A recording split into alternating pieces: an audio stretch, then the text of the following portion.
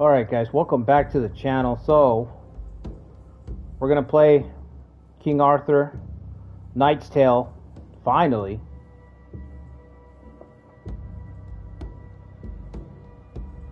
What's up Chow, what's up Toby, Silver Moon. So,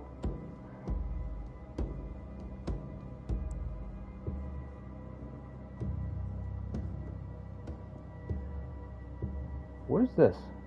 Oh, okay, I see. Why is it loading so slow? That's weird. Okay, so I've been trying to fucking play this game. I've been trying to reboot my campaign for a little while now, so finally. So I played this on tier 3. There's 5 difficulty levels to this game. Played it on tier 3. That was the video I was showing off in. The mechanics and all that. I'm going to play tier 4 because tier 3 is just a little bit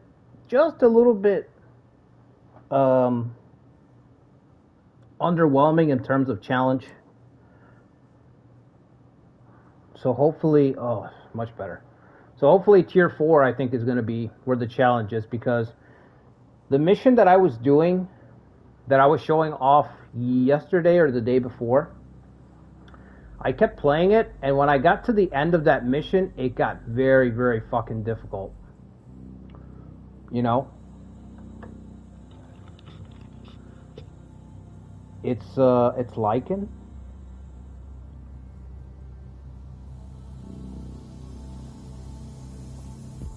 What do you mean, Wolf's Heart? Also, can you guys hear me? This is not too loud, right?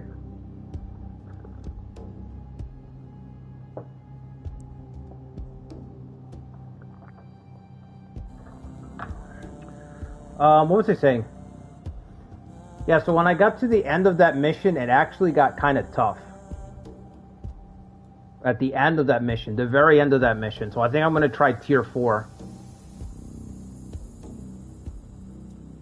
It's like Doom then? Yeah, it's kind of like Doom. You want to start off on like Ultra Violence and then jump over to Nightmare. So we're going to play roguelike mode, which is basically Ironman if you've played other games. Your data's automatically saved. It says every decision, mistake, or death is permanent. So you can lose your heroes permanently in this game. And I think... I'm playing blind. But I think that there's a fixed number of heroes that you get in this game. So if you lose too many heroes, you can just brick your run. Your run will just end, you know? So yeah, there's 5 difficulties: story, normal, moderate. Moderate's what I was playing on. Enemies are tougher. Campfires during missions restore a moderate amount of hit points and armor. We're going to go up to hard. Enemies are strengthened further, and campfires during missions only restore a moderate amount of hit points and armor. Sounds almost the same. I'm sure it's going to be kind of different. So I don't want to go very hard because I like to be able to play this game more than one time. So... enter a name for your save. I think I roguelike campaign? What did I call the last campaign? I don't remember.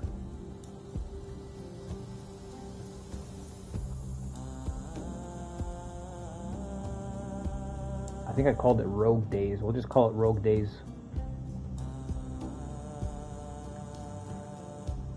Did I spell rogue right? Rogue is one of those words that I always fuck up. That looks right to me. Hold on. I gotta make sure I got it right. Yeah, okay, I got it right. Rogue, yeah. This game is so good. This game is so fucking good. $20, by the way. $20. Wake up, Knight. You must take up your arms again. I don't feel so this good, Mr. This is Stark. all very confusing. I know. Focus. Breathe.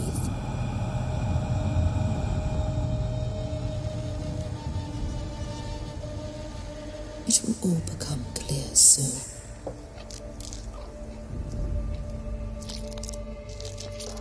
You were fighting in the last great battle for Britannia.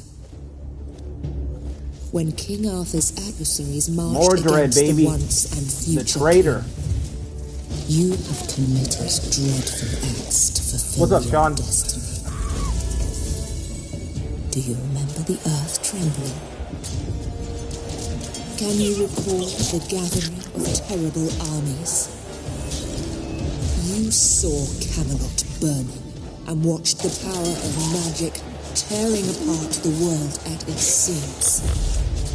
You led knights and monsters into a deadly storm of fury and blood.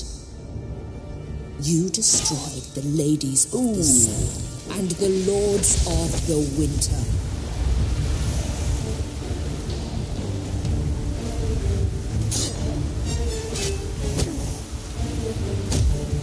You have killed King Arthur, and with his dying breath, he struck you down.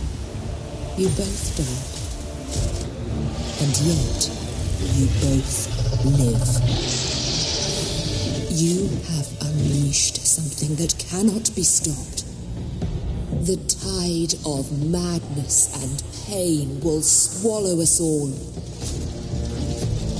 I have brought you back to end this nightmare, Sir Mordred. I want you to go on a nightly quest. I want you to finish what you have begun. Kill King Arthur, or whatever he has become, after I took his dying vessel to Avalon. I thought she was talking about humongous. Yeah, she could have been. Sir Mordred, living and breathing again. Yeah, It was Arthur is not actually supposed to alive. die. I Like wish I in could the talk to legends, him.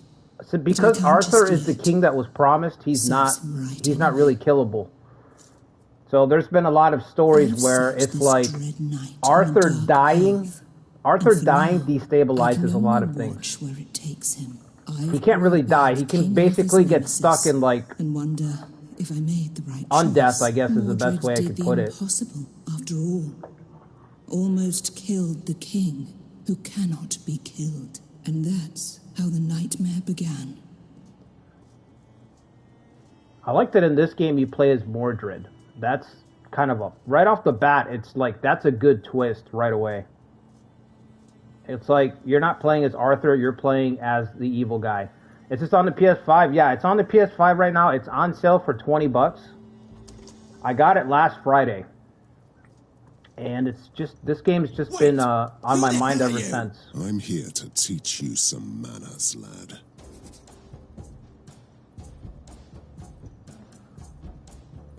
How do I turn off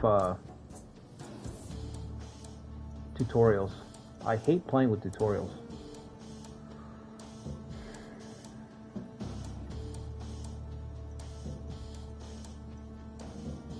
Can you not turn them off?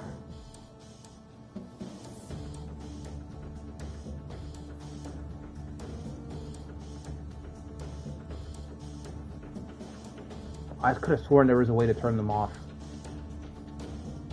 All right, let's play for a little bit. See if it'll ask me.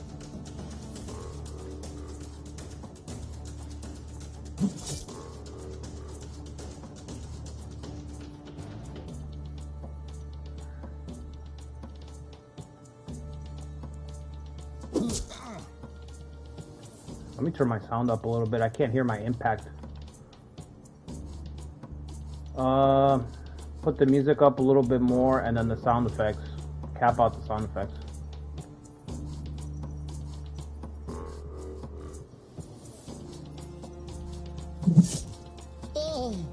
Damn, that felt good. But where am I? I thought that dying can change a man, but I might be wrong. Hey, who's there? I can hear you. Let me out. All right, let's let out the Seneschal. Open the door, whoever you are. Help me, and I will help you. You sure about that? Well, well, well. Sir Kay, King Arthur's seneschal, in a dungeon rotting away, a hero's reward. An honest and capable man, but a bit... Somebody had said earlier this was $8 on Steam. I think it was Chow. Sir Mordred, the Scourge of Britannia is back. Avalon is not a place. Like, this for game's your been out for like treacherous 2 kind. years, I want to say. I only just found it. Locked up in a cage, whimpering just as I remember you, Kay. Are you real? Or just a ghost? Tell me, Mordred, do you remember killing me? You were quite upset about dying, yet you seem very much alive. How so? Help me escape, traitor. Then we may talk.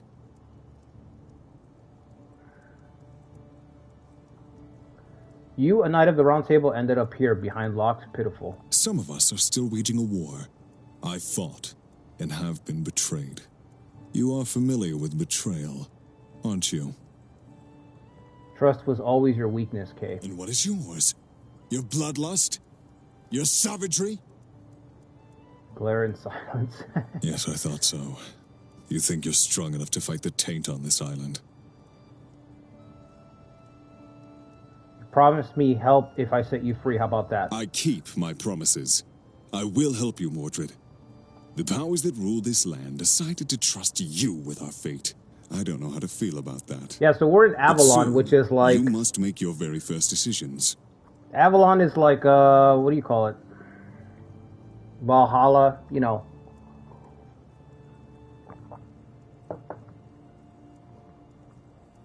I've already told you. Avalon, the island of the fallen knights. And this is Castle Camelot. This hovel is Camelot? Yes. Not the one that you remember, though.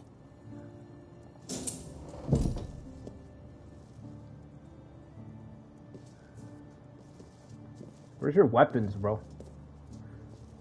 You need your gear.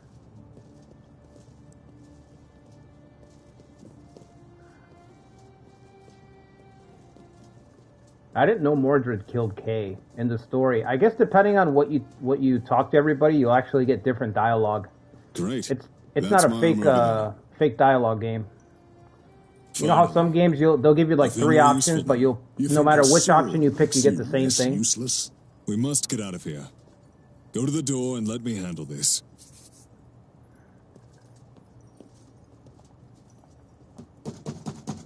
Rascals! I told you that you will pay for this. What the hell is he doing out of his cell? What the hell is he doing out here? Surprise! What's going on here? Right, what's all this then? Then he gets cut down.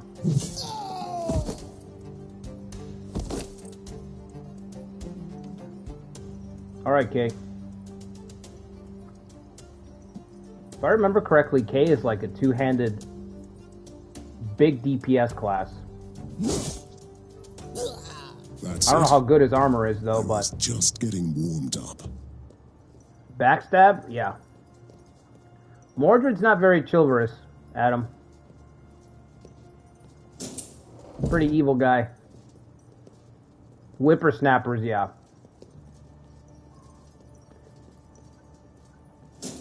You know you're in for a dark fantasy. Treasure chest. A gory, high testosterone, high T dark fantasy when your characters are calling other enemies rascals. Rascals. This is the Warden's room. Prepare for battle. I'd hoped all the battles would start with have at thee. They might, Adam, I don't know. I don't remember if I've heard have at thee yet. Sir Kay, you are really persistent, but I can't let you walk free. Why You not? don't have much choice in the matter now, Warden. Damn. I am ready. Okay, let's go with K first.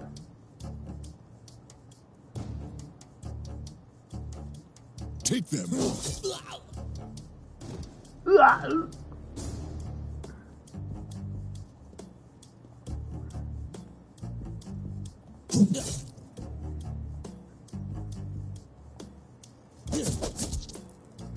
Mordred is a fucking tank. I don't know if you can look at stats like your character sheet.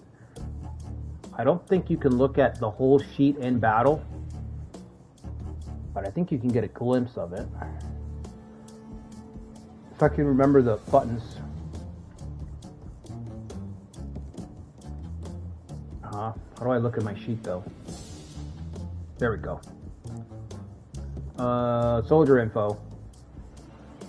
Mordred's got 40 vitality, 18 hit points, and 5 armor, which is fucking nuts. And he's got a 30% chance to block. So he's just insanely tanky. Your characters in this game are like, compared to the enemies, you're basically like Space Marines against a bunch of Tyranids. You know what I mean? All the other enemies are basically guardsmen. If you know 40k, they're just rabble. And your characters are literally the stuff of legend. Which is just really fun, because a lot of games just don't let you feel powerful right away. It's just not a thing. This game's not like that. This game's like, fuck it. You're already a conquering machine. You're already unstoppable. And then they even it out by throwing just hordes and hordes at you.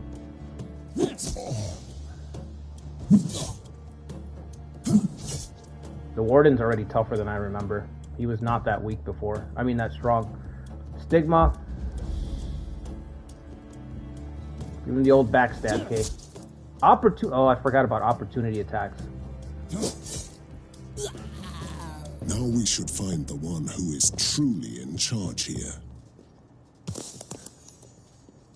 17 gold. My only complaint is that the gold seems worthless. I could be wrong, but left this behind? Like finding 20 gold doesn't seem to be worth shit. It feels like empty currency. Is it worth dying for?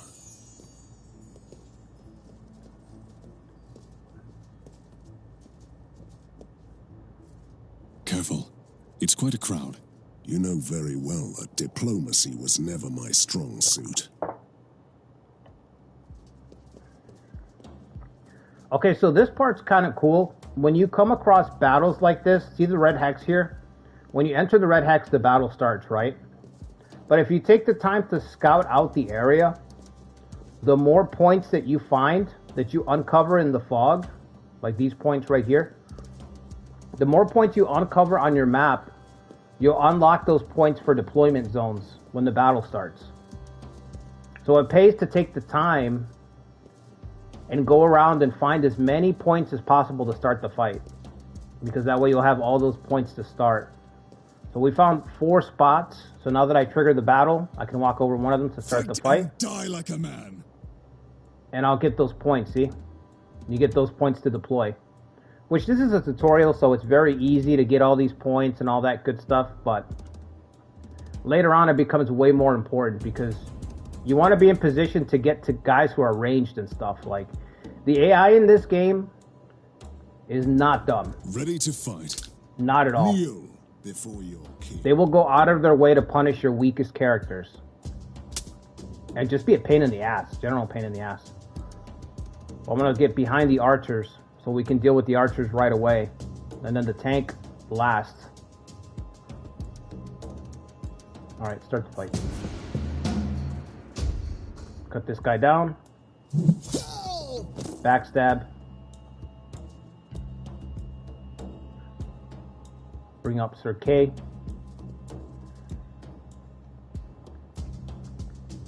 You never knew about the game? Yeah, me neither. Me neither. It's an old game. It's been out for 2 years. They just dropped their newest version. It's called Legion X, which deals with the Roman Legion that went missing in Britannia.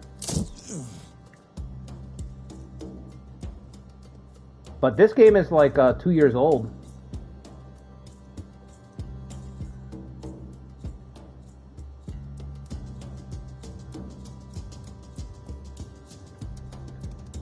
The thing is, too, you can jump in and start playing this game right away. The learning curve is just very easy to get. For cover. Very easy to get, but the depth is there. The complexity is there for you to master, you know, to keep adding on and adding on. As the game goes on, it just keeps adding on systems and stuff like that, and you start to see how everything works.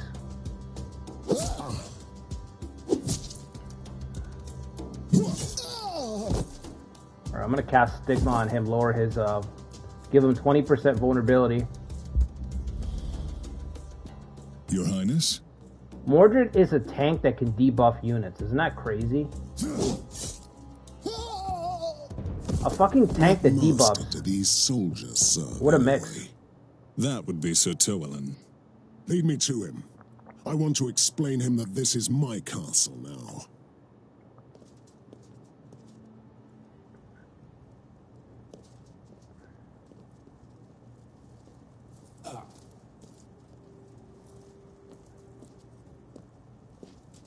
So, you are back as well, traitor.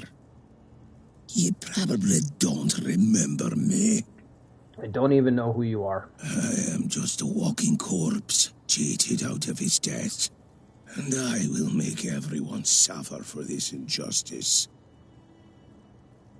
Do you have a name? He was Sir Tywelin, a once noble warrior with 2 sons, both knights.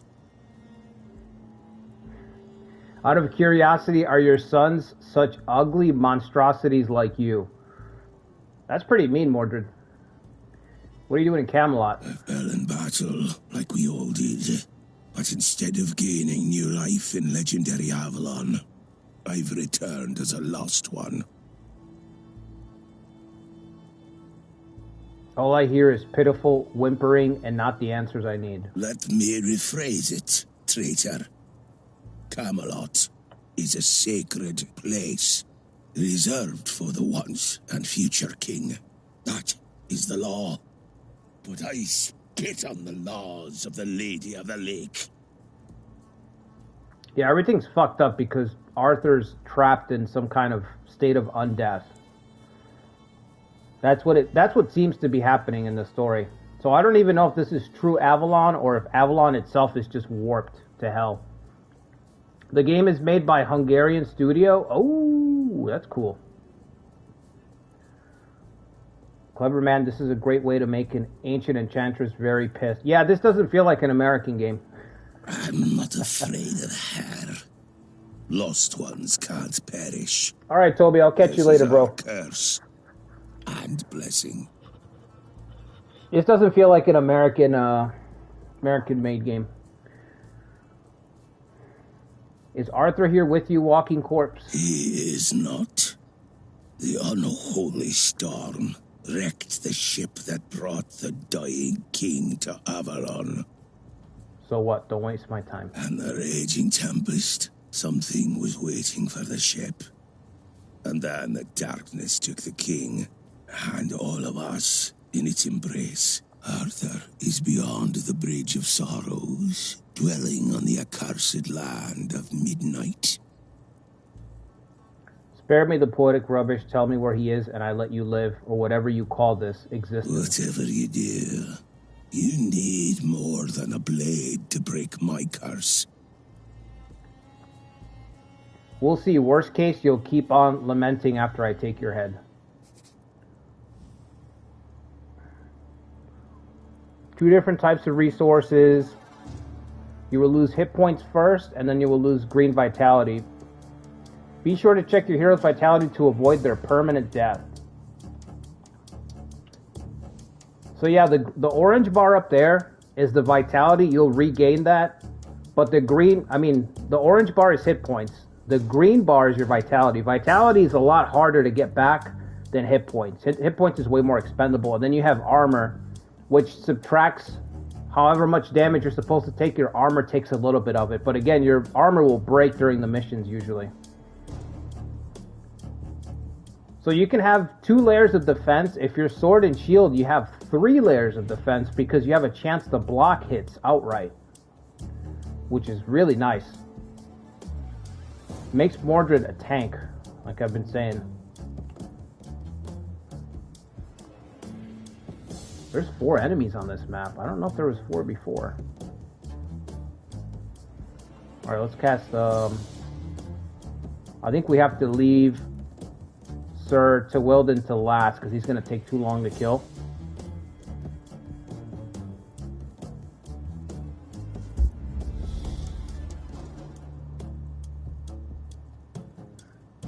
I'm going to do Overwatch. So if they enter, whichever person enters this hex in front of him will get attacked first. That's what Overwatch does. It lets you bank your points and sort of stand vigil over the zone in front of you. Sir K might be able to break this guy in 2 hits. He doesn't have the action points. Alright, that's it.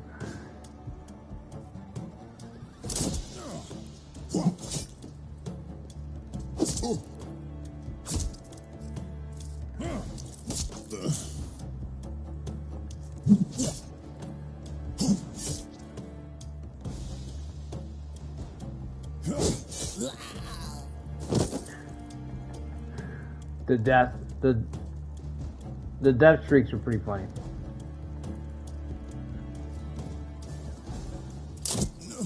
These archers are menace, bro. Prepare to die.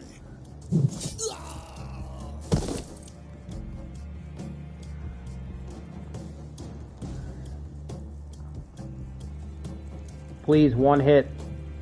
Damage is 11 to 13. Wow, this guy hits really fucking hard.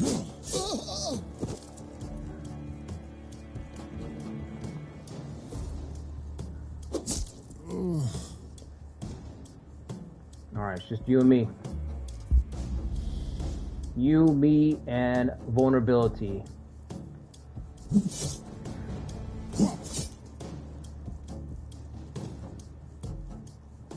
Come on, buddy. Run, run, run. The combat reminds me of War Tales. Yeah, it's grid-based. Grid-based like War Tales.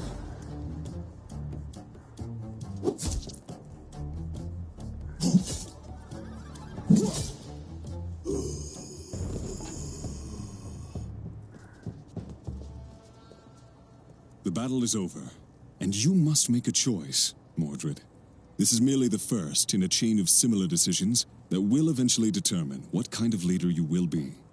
Tell me, what will happen to Camelot? I have decided this is my throne room now, and with my band of selected knights, I will fulfill my destiny. I have been chosen by the Lady of the Lake as the protector of Camelot.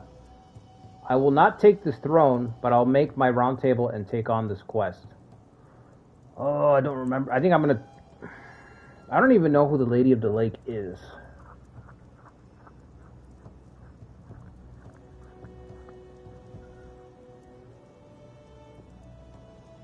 I'm just going to take the throne.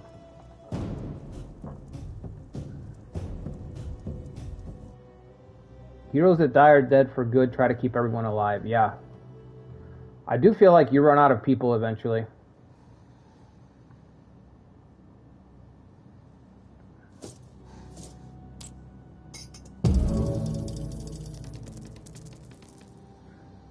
I woke up in a ruined castle, a reflection of the real Camelot. This is my castle now. I'm still trying to understand the nature of the powers that brought me here, but meanwhile, I have a new realm to build and an old enemy to kill.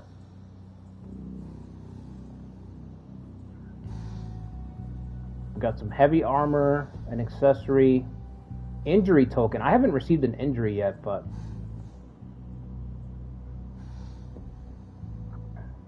Okay, so now we got the overworld map. So at Camelot, we can build stuff up. Once we have materials, which we don't have any building materials right now. We need to do the first mission at Kingstone.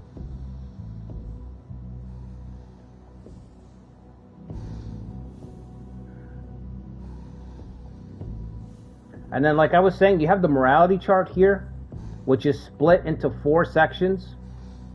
So depending on how you play the game, you'll unlock new heroes, new quests, new passive abilities, new laws that you can put into effect in the game. But it's all dependent on where you land on the morality chart. So you have like Tyrant on the top, you have rightful king and Tyrant king on the bottom. And then on the right side you have Christian, and on the left side you have the old faiths. So that's split between the 4. You can see like the 4 slices.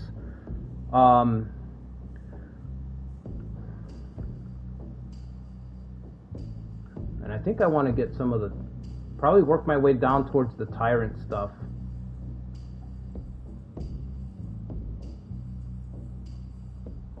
I only wish you could see who the heroes are. Like, you can't really see. It just tells you, like, if you work your way down this path, you'll get this character. You unlock this quest to get this character, but it doesn't tell you anything about the character, so... The nearby Kingstone is plundered by a marauder knight. Kingstone. What a regal name for a mudhole.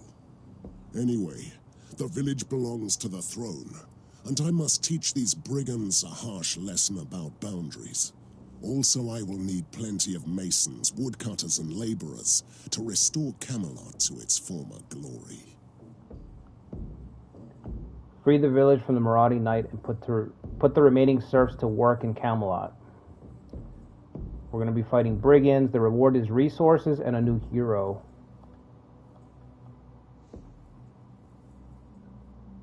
Which I don't know if that's the archer. I think we are too late. I don't see any survivors. We just got here. Oh yeah, never mind. I see the corpses. Interesting. Now, why would you kill the pigs? This assumes Mordred will spare the villagers. Yeah, there's a lot of assumptions are made here. I hoped for something more. They captured his personality perfectly. I mean, the guy's like... He's just an asshole. Well, if it isn't good Sir Balin. Come on then, fellows. Let's play.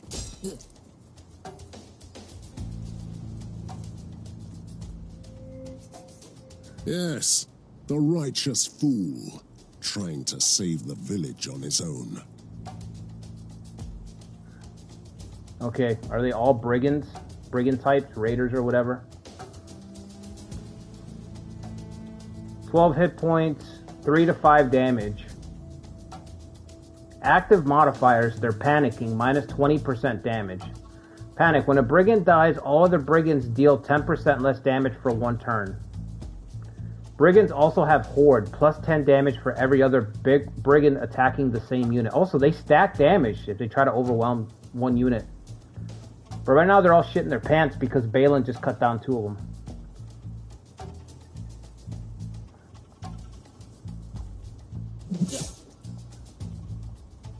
Am I out of actions? Oh yeah, because I moved. Right. Alright, Kay. This should be a 1-hit kill for you. 11 to 13. What about backstab?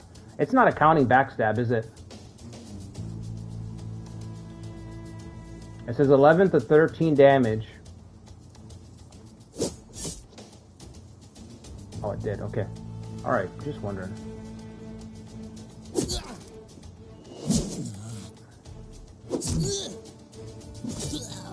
Oh! Oh, imagine getting chopped by that thing.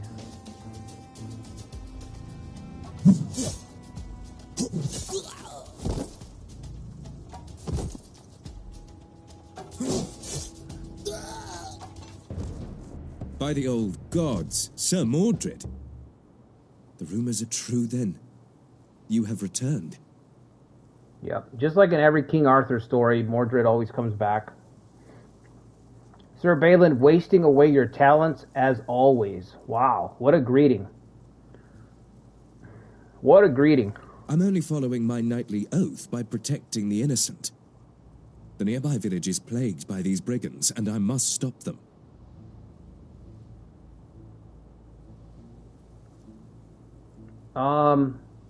A warhammer, Adam. A warhammer.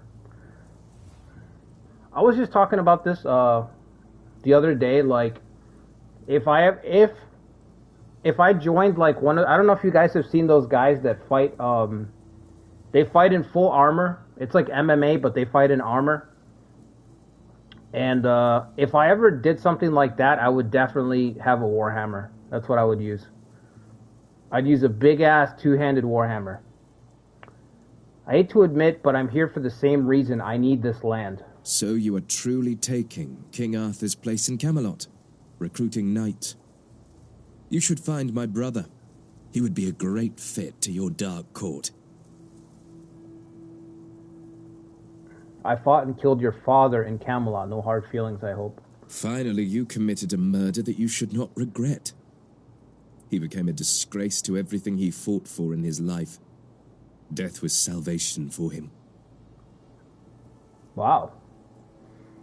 What do you know about King Arthur? I must find him, or should I say that is my nightly quest? You are not the only one looking for him. Something terrible happens to Avalon, and people need guidance. Is that what it's called? SCA? I think so. Yeah, I think that's what I'm talking about. I see their videos all the time, and I was looking into it. You have to, like... The only thing is, most of those guys have to fund their own, you have to fund your own armor and everything, but... I don't know. It's just... I'm not going to say it's a pipe dream, but it's something that I'd like to do before I get too old to do it. I would love to fucking put some armor on and just smash somebody with a weapon and then equally trade some blows.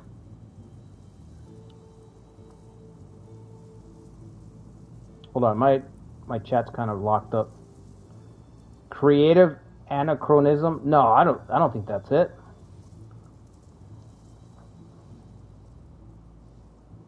Hold on, I'll look it up right now.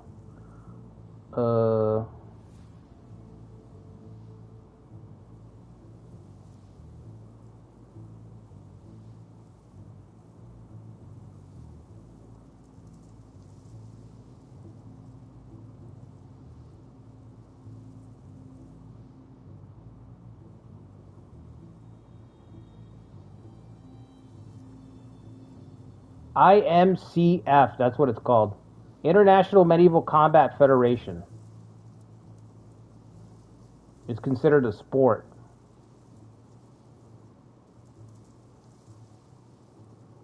It's called Buhurt. Brutal full contact combat sport. Seeks to replicate historical combat. Your armor and weapons must be historically accurate, although the weapons have to be blunted, obviously, but that's what I'm talking about.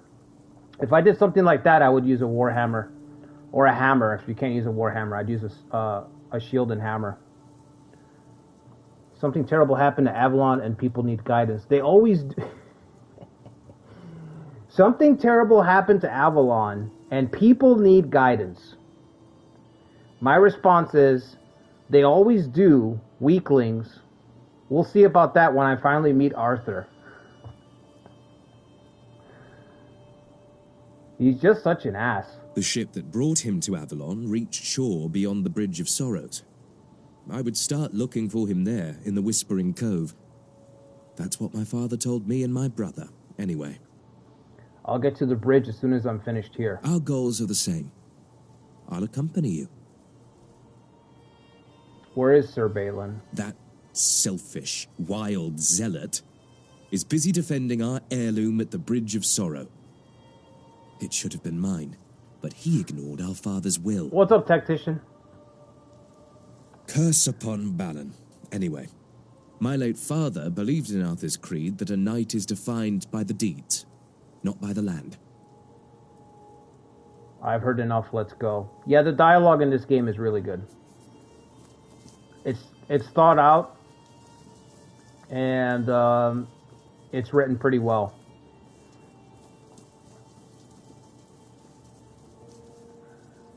Feels like Mordred, you know? Half of the village is killed and maimed, the other half hiding in the woods. We must stop this. And you get the sense that, just like the King Arthur stuff, it's like people don't like Mordred, but they just have to deal with him because he's just too fucking strong, you know? He's an evil that really only Arthur can deal with. So everybody's just like begrudgingly has to deal with him. Like, they might tell him you're a piece of shit and you're a traitor, but nobody will take up arms against him because they know he's on another level. Gather all you can. The dead won't need anything, will they? These brigands are not even worthy to stand trial. We shall kill them all. Still a good old Balan, protector of the weak. Spare me the cynicism. You are here for the same reason as I am. To save these people. Yeah, for Yes, labor. I need them to work the fields. Yeah, exactly. see? You are a disgrace to everything the Round Table stood for. He's Maybe saving them this for land labor. needs my round table to survive. Deploy your heroes. Alright. There's an archer over here. There's always a damn archer all the way out there in the middle of nowhere. Your command? I am ready. There's no reason to be all the way back there.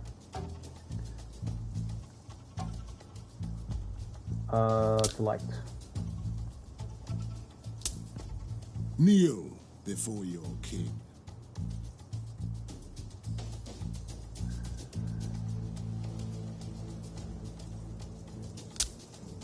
Somebody's got to hunt down these archers. I guess I'll Ready to send Kurt fight. K.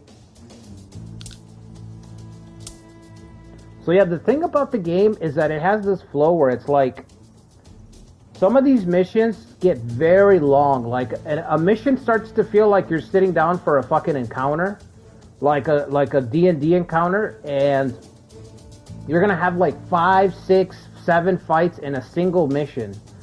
So as the fight goes on, as you keep playing the level, your heroes start to get more damage, their armor starts to break, they start to take on injuries. It's like you start off super strong, but you start to get weaker and weaker and weaker, and it's just managing your resources as best you can, so you still have enough strength to finish the mission. For my Camelot. And it's really good Your because command? you get the best of both worlds. You get that feeling of like your heroes are not that strong, but your heroes are also insanely powerful at the same time. It's awesome. What's up, Brendan? This is called King Arthur Knight's Tale. What game is thus? No, I like the thus. It fits in with the theme here. Whatever game sits before me, thusly. That's pretty good. Keep the thus I'm here coming. to serve. Kay's strong enough to just cut these guys down. What art thou playing? I say, good sir, what art thou playing?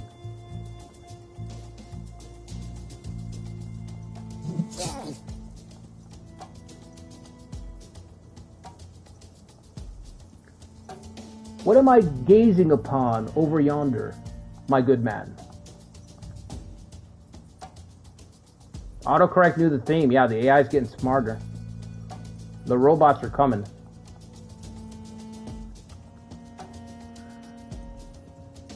Okay, that Overwatch sucks. So you see how you can bank your points and use them to Overwatch an area. So you can see I can hover over these squares. Those little eyes there. If anybody enters that hex, I'll get a free attack. So there is a strategy where it's like, some battles it benefits you to put up a wall with Overwatch abilities. And there's builds, from what I've seen, there's gear that make your Overwatch stronger. So there are some fights where you can just wall up and let the enemy come to you and just fucking cut everybody down. As they come to you, you're just fucking cutting them down one after another as much as you can. And there's other fights where you need somebody who's fucking agile, which Sir K is not, but you need somebody to fucking go around and go after casters and archers and stuff like that. And that becomes like a suicide mission on its own, which is great. Again, permadeath. Permadeath adds weight to these types of games.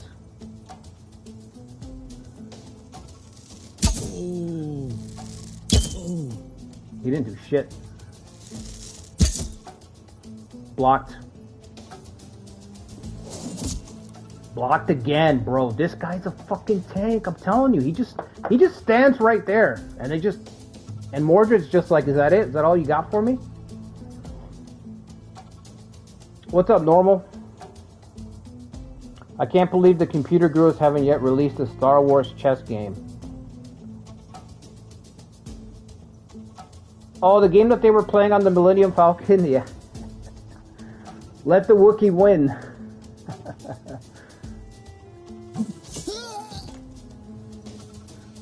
I think it's because of the licensing. We're kind of screwed when it comes to Star Wars.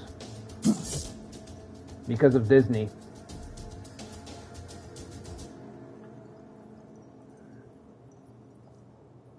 I don't even call it Star Wars anymore. It's more like Disney Wars. People at work call Star Wars the Disney trilogy, and I have to agree. They don't even call it the new Star Wars trilogy. They say the Disney trilogy. I have to fucking agree with that. There's a Star Wars Age of Empires game called Galactic Battleground. That sounds awesome. I love me some Age of Empires. Age of Empires was like my first real-time strategy game, and I fucking love that game. Age of Empires, and I think there was another game called Rise of Nations that was incredible too. Those two games were amazing online. I think Mordred's got that. I'm going to keep pushing. You can also bank your points. So you can bank your action points for the next fucking round.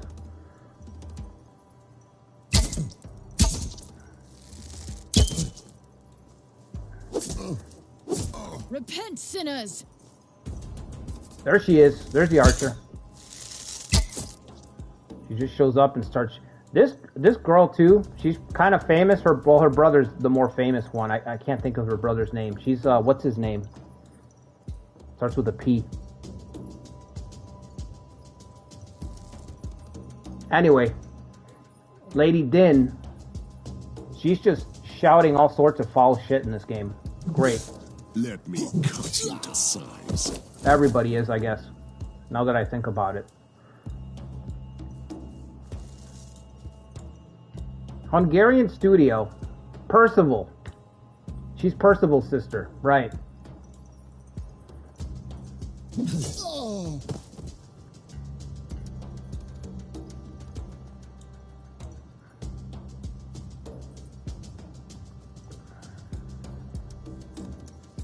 Empire at War.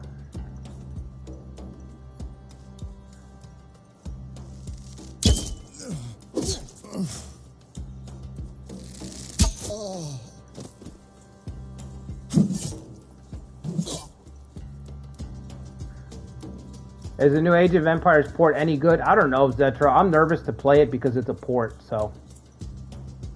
I don't want to sit down, get comfortable to play some Age of Empires, and then the port sucks. So I don't know. I've looked at it. I've looked at the Age of Mythology port as well. I've thought about playing the, play some head-to-head and stuff like that, but I don't want to bother if it's fucking trash. I will be so angry if it's trash. Ah, Sir Mordred. You really don't have to thank me.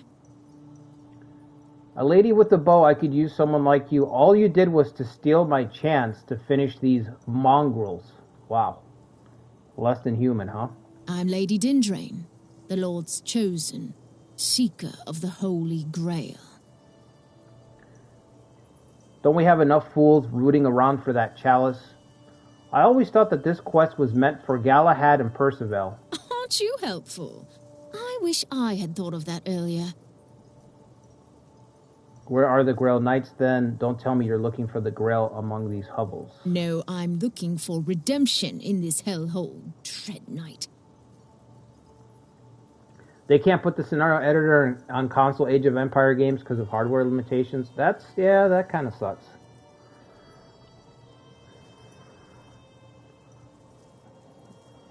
By hunting down vermin like these? No, sir.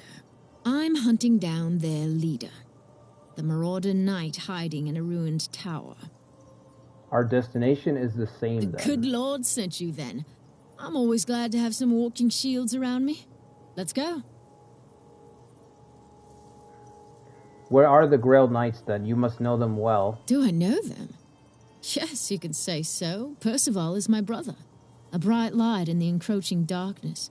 Fighting his battles where I can't reach him. I mean, I don't know. The dialogue in this game is so good. It's very close to just... It's almost like you're reading a book in the setting. And I really like it. I really like that it's just not... What's the word I'm looking for? It's not like stripped down writing. Galahad is...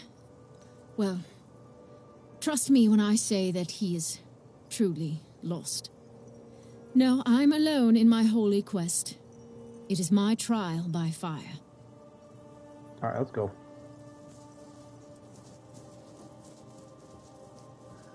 I shall put this to good use. Will you? Where's the map?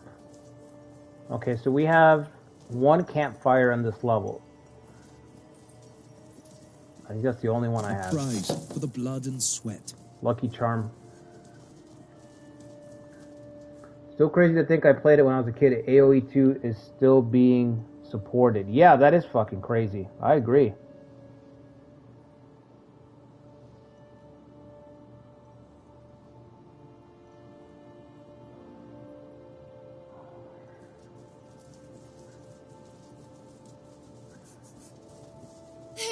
Chasing me! Help! Please!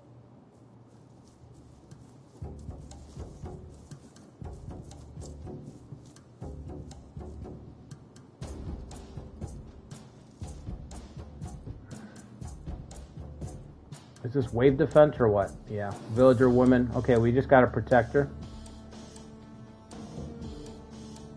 I guess I'll take point. I'm the big dog. I'll take point.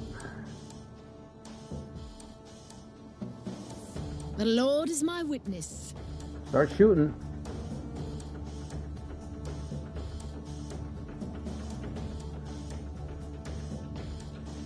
Still not close enough?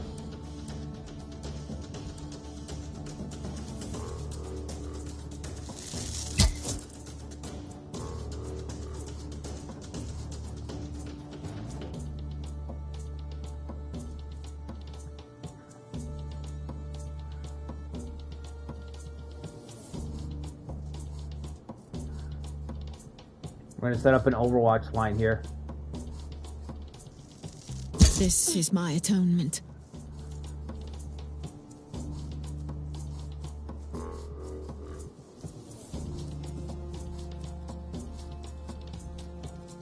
Sinners shall bleed.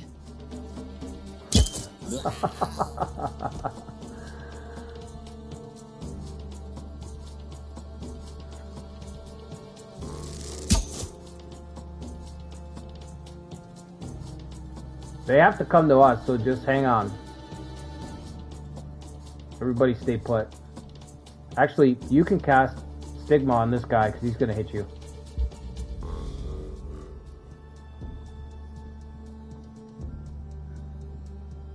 Alright, Overwatch.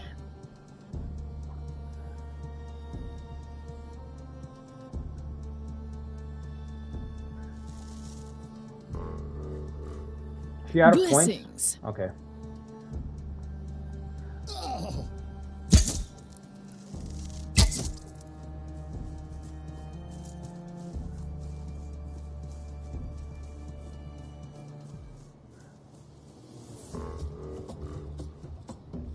Oh my god. Okay. For king and country.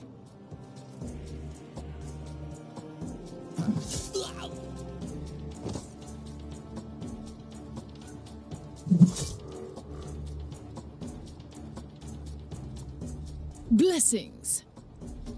She's got to move around, right? Because he's blocking. Can she take out that archer?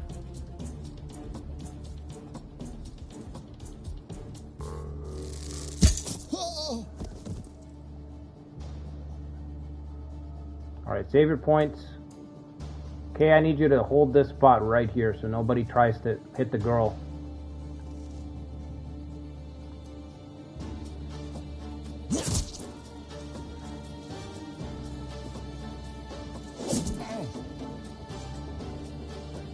The Lord is my witness.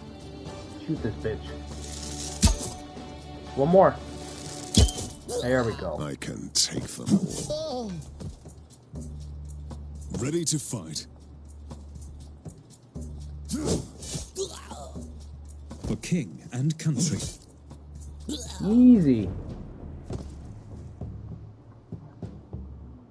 Alright, Adam. Catch you later, bro. The Oblivion remaster? Yeah, the remaster's been a lot of fun. I haven't had any glitches yet. Interesting. The only thing that I'm having a difficult time with on the remaster is the difficulty. Oddly enough, I kind of miss being able to adjust the difficulty on a slider. Like the remaster difficulty having a hard fixed point, it's not very good. I think they have to fix it. Thank you for saving me. Is that all I got? Caught in the hunt quest glitches if you loot the boss too quickly. Okay, that's good to know. Is it worth dying for? You're level 18? Okay, I'm only at level 9. But I made a really bad character. Like, I made a really shitty character. He's not good at anything. So I've been leveling up really slow. A shrine. Shrines grant a random positive or negative effect to one of your heroes, selected by you. Heroes with high enough spellcraft can reveal the exact effect of the shrines. Your proficiency in spellcraft reveals that this shrine will unleash the following power, regain your armor. I kind of wish I didn't know what the shrine does, so I could just be a random roll. So it could feel like a random roll of RNG. Restores armor to maximum. I guess we want more. Yeah, we want Mordred to get his armor restored. Light armor with the big shield and a long sword. Yep. I'm playing like a... My character's not good at anything. Like, he's not proficient at anything that's combat-wise. In the old days, you raised the towers of mad wizards and crushed the champions of the She. And now you are trying to save some dirt-poor villagers. How profoundly annoying it shall be for you. Look, the campfire. Everybody... Even the Lady of the Lake talks shit. It's like everybody talks a lot of garbage in this game. Being a vampire sucks. I've never been a vampire in Oblivion.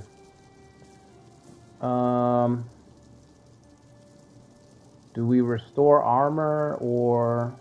I guess HP because the archer took a beating. Another fine day.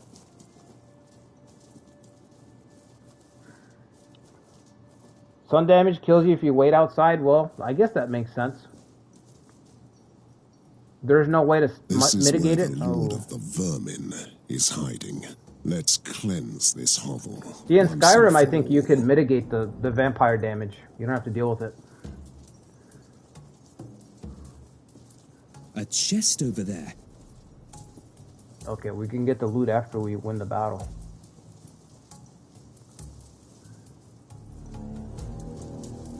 Everything has to be done at night. Yeah, that doesn't sound fun.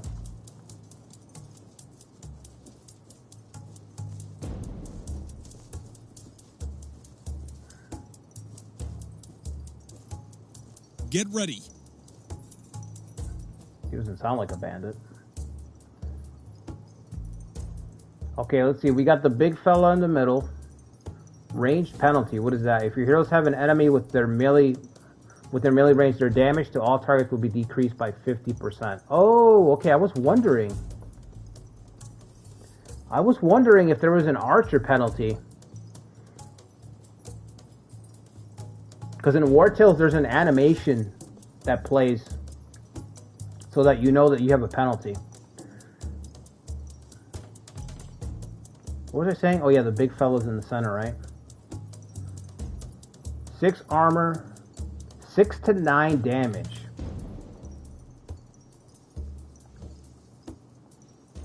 He's got to have the highest damage out of all these guys here. 1 to 3. Archer in the back, of course. 2 archers on the fucking right side, of course.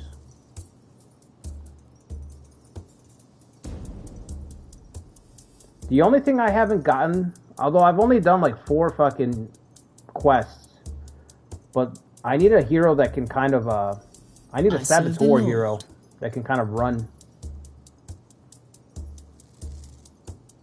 I think this is a good spot for it. Put it over here. She can immediately shoot their archer. I got another archer back here. Sir Kay. Awaiting your command. Oh no, you've got good armor, Sir Kay. Send Balin over here.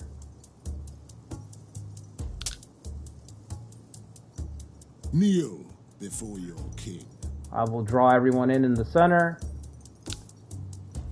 Your main character is your sword and shield. Ready to fight.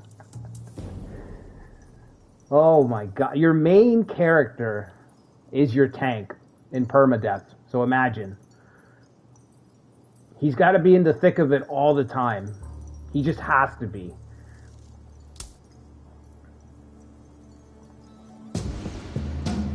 Alright, first things first. The Lord is my witness. Start shooting these guys. 6. How much damage can she do? Between 5 to 9? So her high roll is a 9. I didn't even see the damage.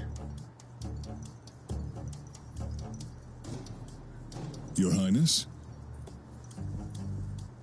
Yeah, straight ahead, Kate. Shit. Let's do...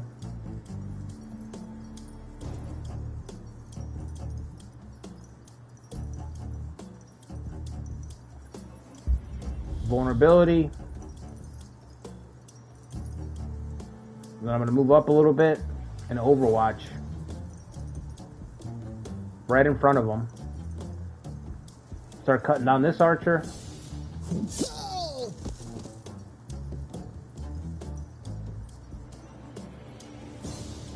Still got one more archer in the back.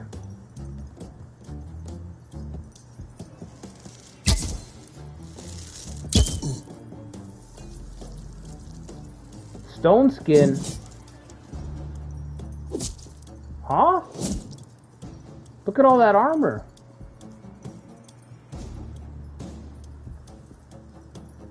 I didn't know he had that. Stone skin. Gain plus 10 armor for 2 turns. Holy shit.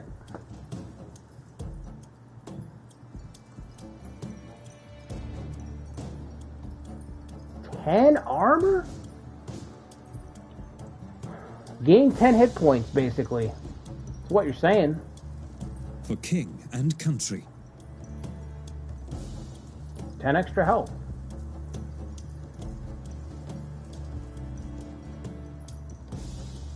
Just chill right there. Just hold on. Sinners shall bleed. Alright, don't sound so enthusiastic when you say that, Lady Din. Down with the vileness. Good hit.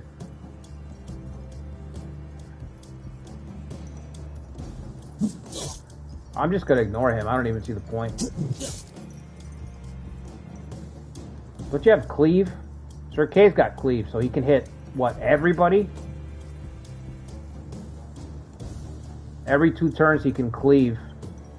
It's a little bit less damage, but against brigands, you can pretty much AoE a couple of them sometimes.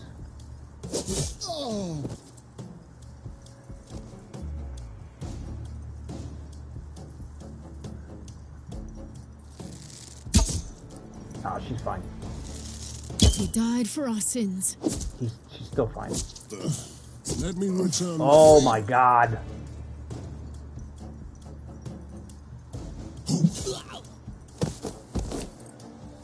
I mean, there's no point in hitting this guy. I'm just gonna hit the other guys. Save your points. His stone skin should run out next turn.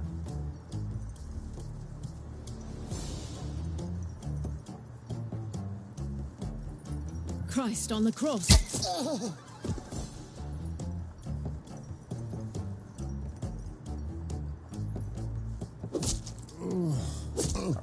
Oh my god, he actually... I've actually been injured. Stone skin? Yeah, it's a little overtuned. There was nothing I could do to that. Couldn't do shit to that. Now we can start hurting him.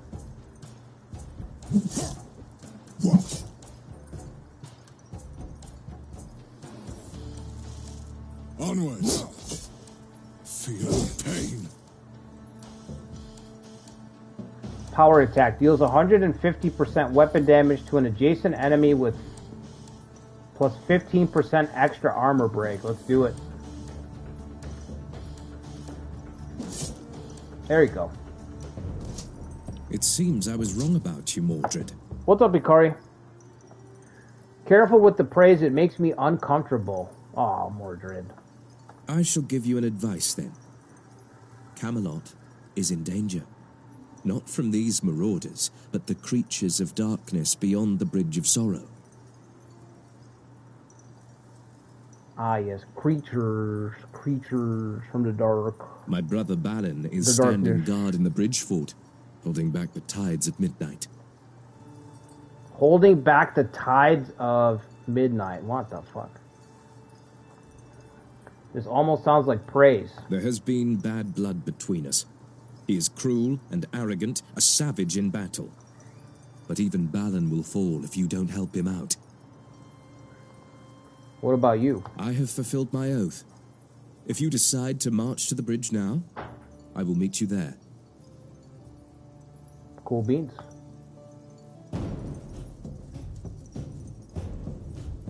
Is he out? Okay, he's gone. How would you feel if they made a game like this for the Sengoku era or Three Kingdoms archive? I would probably play it.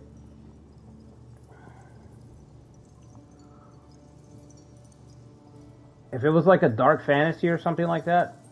More trinkets.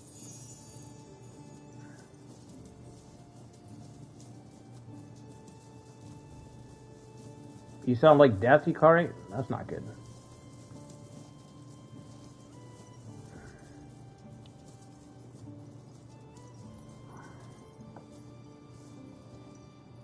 You don't have a migraine? Yeah, I'd rather sound like Death than have a migraine.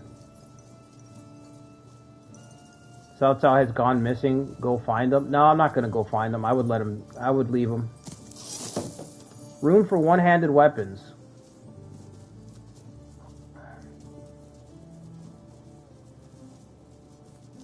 Is that it? Okay, we're done. Finish the mission.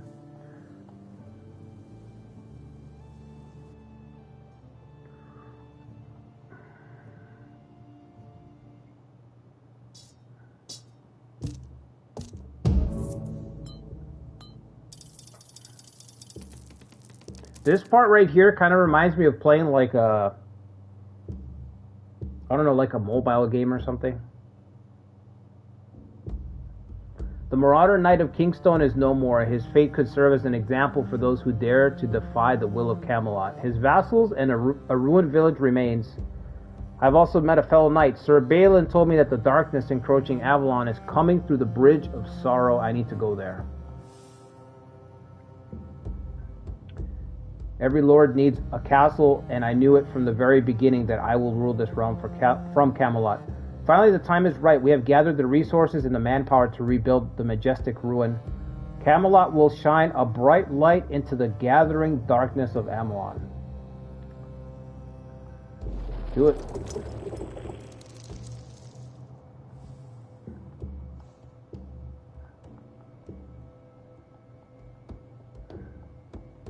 Okay, so the round table is unlocked. We still have to get all this other stuff. The only thing that's open is the round table and the crypt, which I think the crypt is just for dead heroes. The resting place of your heroes fallen in battle, left to perish into dust. Damn, even the description is dark. The resting place of your heroes fallen in battle, left to perish into dust. Select their tombstones to pay your respects and remember how their heroic deeds helped you on your quest. You haven't lost any heroes yet. Wow, can we clean this place up? Looks like shit. I know it's a crypt, but we could do better than this. Looks like a shithole. There's skulls everywhere.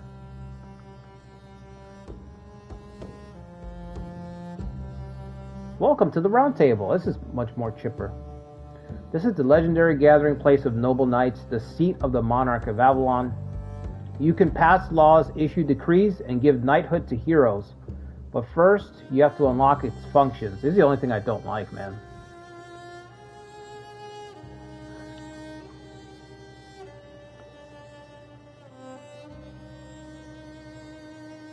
Round table's not looking very round. It's looking like a pile of shit right now. Heroes outside your active roster wait here. You can add heroes from here if there are any empty slots. Aspirant heroes will be leveling up automatically, but they will always be 3 levels behind your highest leveled hero. So the people that you don't use are permanently stuck behind. They're purposely underdeveloped.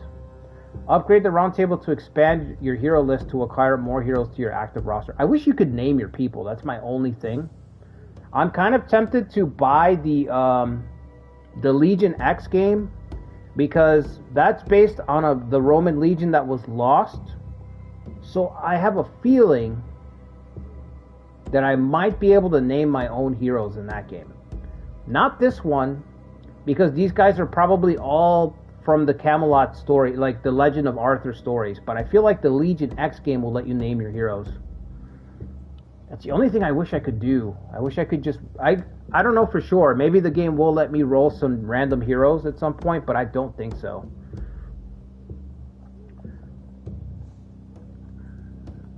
Okay, so the only thing I can do right now is give a title. I only have one title I can give.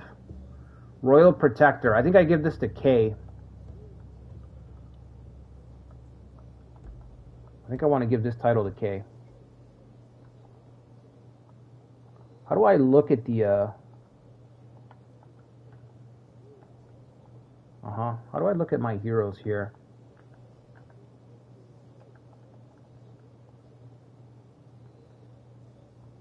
I thought there was a button. Do I have to leave? Hero list. Character sheet.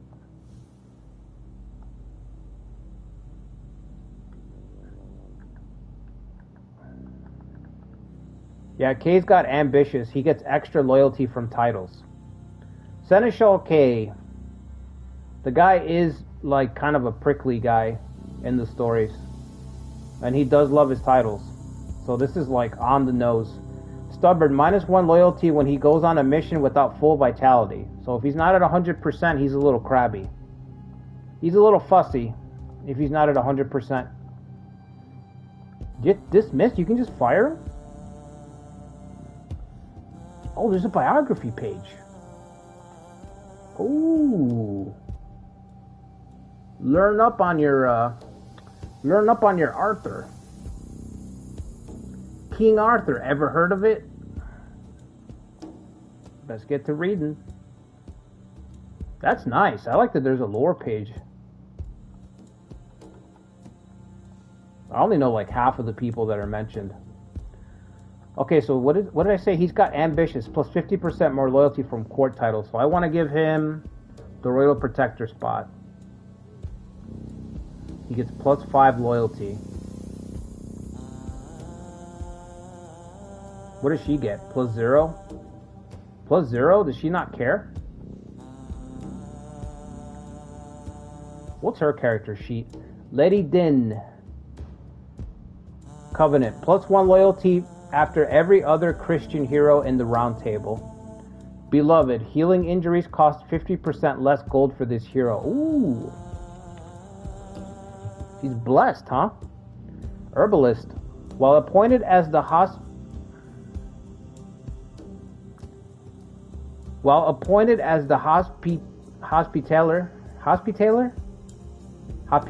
I don't know. While appointed as the head nurse in the hospice, increases the healing done by potions by 4%. 2% more per level. Mission conscience. No loyalty from courtly titles. Oh, okay, so she doesn't care about titles, of course. She's on a mission from God. What does she care about man's titles? She don't give a fuck about that. Plus 1 loyalty for every other Christian hero. So, to increase her loyalty, you have to build a Christian roster.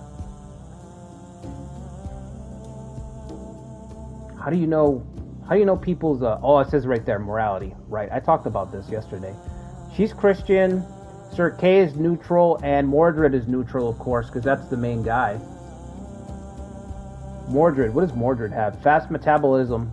Regain 20% of your maximum. See, they did that on purpose. Because he's your sword and shield. So they already knew. See, the devs already knew. They're like, your main character is your tank, which means he's going to be getting his ass kicked. We need to give him something so that he bounces back faster than everyone else. There's the fix. Fast metabolism. After a mission, you get 20% of your vitality back. They already knew that that was going to be a thing, that people were going to be like, how are you going to make my main character the tank? If he dies, everyone else, it's game over. And they were like, don't worry. We're going to give him something so that he bounces back a lot faster. Because I don't think you can have Mordred sit out a mission. I think he must participate. Maybe I'm wrong. Okay, so is that all I can do? What? Nothing? Okay, here we go. So we need... Looks like we need to get other buildings if we want to unlock the spots on the round table.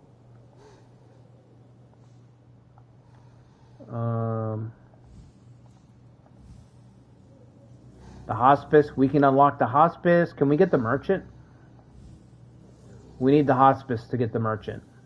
Okay, I have to get the hospice. Okay. Read you loud and clear. At the moment, you only have one treatment slot. Okay. Does anybody need treatment? No, nobody needs treatment. Nobody's got any injuries. Everyone's fine. Let's get the merchant. Merchant's really important because he'll randomly roll gear. Every couple of missions, he'll randomly roll gear, and all the gear in this game is really interesting. Like, look at this. Assassin's Root of Aggression. Gain 2 movement points for each kill with the melee skill. Backstab attacks deal guaranteed maximum damage. I mean, that's fucking crazy. Your backstabs always hit maximum damage, and you start to move faster every time you kill somebody. So this is like, they want you to just zoom through assassinating people with this Rune of Aggression. Plus 2 damage while in a duel. Oh no, I need to avoid this one. Don't tell me there's dueling in this game.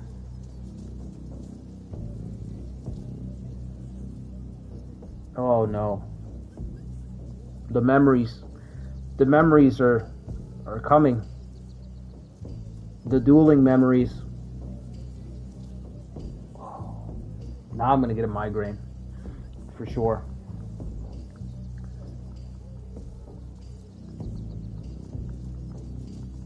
This game just lost points with me. Dueling? Who wants to see dueling? Nobody cares about that. Overrated. Overrated if you ask me. Alright, what's the next mission? Pillagers of Kingstone. You have 3 missions left to finish this event. What does it say at the top? Oh, we have to choose what to do with the people. Put the captured marauders to the sword. Wait. The defeat of the Marauder Knight of Kingstone was a harsh lesson for all the scoundrels pillaging the countryside, and a pleasant exercise for me.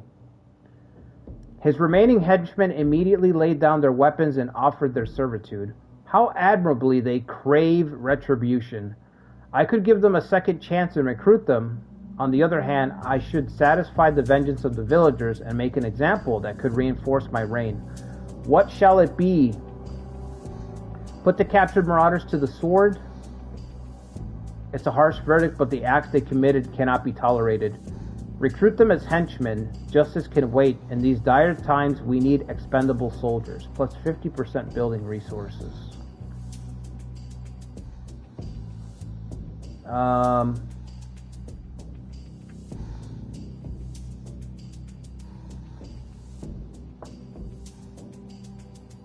His remaining henchmen immediately laid down their weapons and offered their servitude.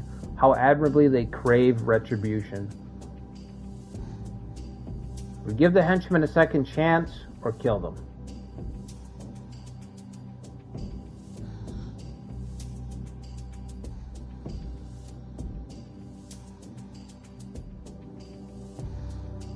Yeah, I'm gonna kill them. No vent? Nothing plays? Okay, I thought maybe something would happen with that. Okay.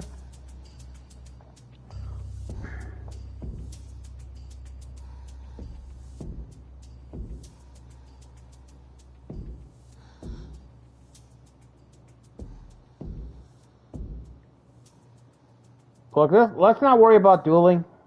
We don't have to worry about dueling. Let's just forget about it. It's overrated. Nobody cares about dueling. It's not a thing. It's not really a measure of skill or knowledge or anything, really. Personally, I put no stock in dueling. Put no stock in dueling, guys. Don't even think about it. Dueling, not even once, I say. Alright, let me look at my gear. So my regular sword does 6 to 8.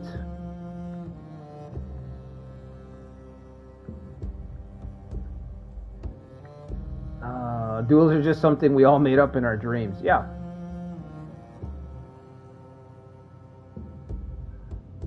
Archive is the villain of the story. Imagine?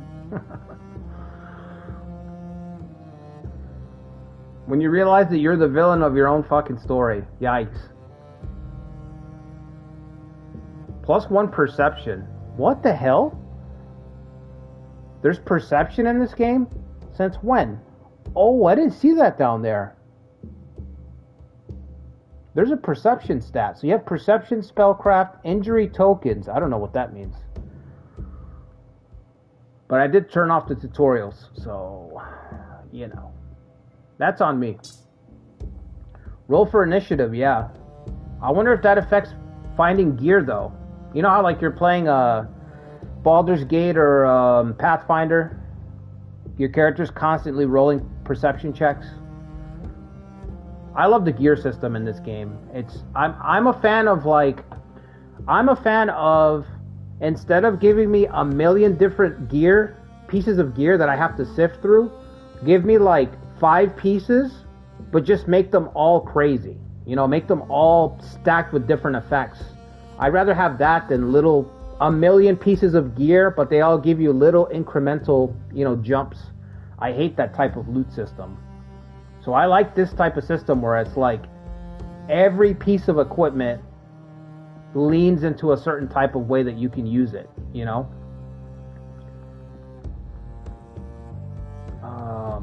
Like Wulong, for example, as much as I love Wulong, man, I hate that type of gear system. You gotta sit there and sift through shit forever. You zipped over it, but do you have a poison blade on the left?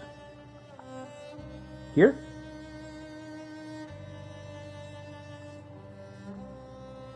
It is a rune for ranged weapons, marksmen only, so I bet the girl can use it. I still haven't finished Wulong. I finished Wulong. I started New Game Plus, but I haven't played the DLC yet, and I bought the DLC. I bought the complete edition. Alright, we have 2 pieces of armor. What's my base armor? Whoops. Did I just take it off? You can run no armor? That's crazy. Sigil of the Anvil, 6. 5 defense, -1 movement.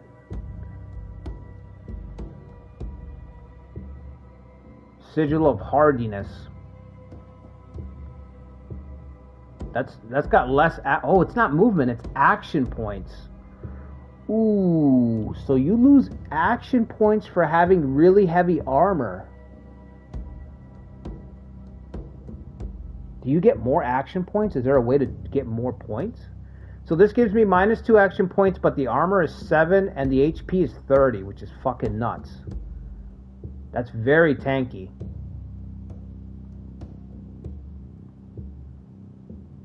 I only need 3 points to attack. So I'll go down to 6. Fuck it, I'll try it. I'll give it a shot.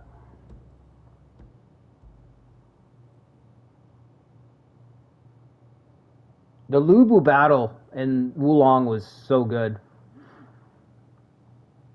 It's really good. I mean, until you like figure it out, then it kind of loses its potency, but it's a lot of fun.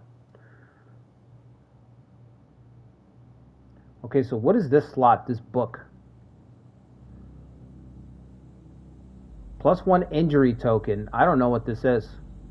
What the hell is injury tokens? Ooh. Physical debuff resistance plus 8%. Huh.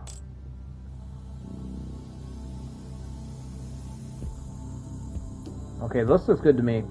Let's get our marksman kitted out. She needs, we'll give her that poison bow. +2 damage from backstabs. For a marksman? That's weird. That one doesn't make sense to me. She can't equip this, right? No. I'm assuming marksmen and casters can't have heavy armor, right? So they're going to be very vulnerable. Lucky Charm, +1 poison duration. Oh, perfect. Lucky Charm of the Sickness. So the bow deals extra poison damage, and this causes poison to last longer. Perfect. How many potions can you equip? 2? Oh, okay. I see. I'll take that other one. 2 potion slots, and I'm sure there's different combinations. Alright, we have level ups. We got 2 points to spend.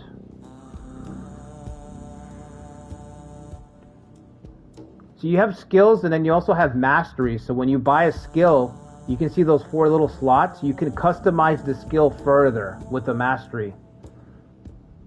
And then you have just passives also, and you can see there's 3 tiers.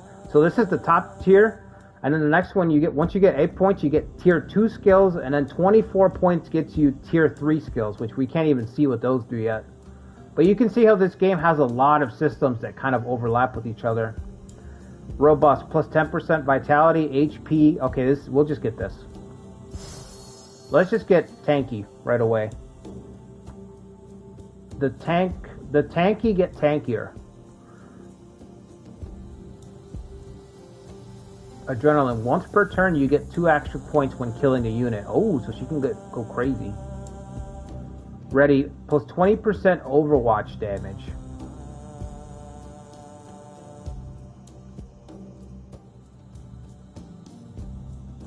The hero detects enemy traps from a number of tiles. Ooh, that's what perception is for, to help you spot traps as well.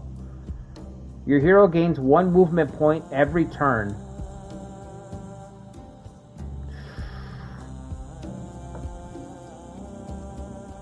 That sounds really good. I'm gonna wait to spend her points. I don't know what to get it yet. I don't know what other heroes I'm gonna get. So let me get a full roster. You know, I don't want to commit just yet, so I get the full roster. Alright, we'll give this to Kay.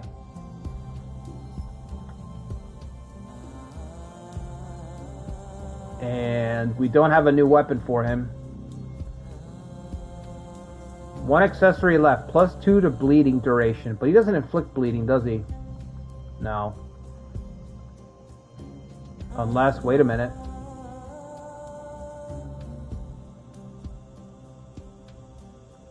Juggernaut, what does that do? 3% weapon damage for each movement until the end of the turn. No, that's not gonna... He's got to move and attack. I don't know if he...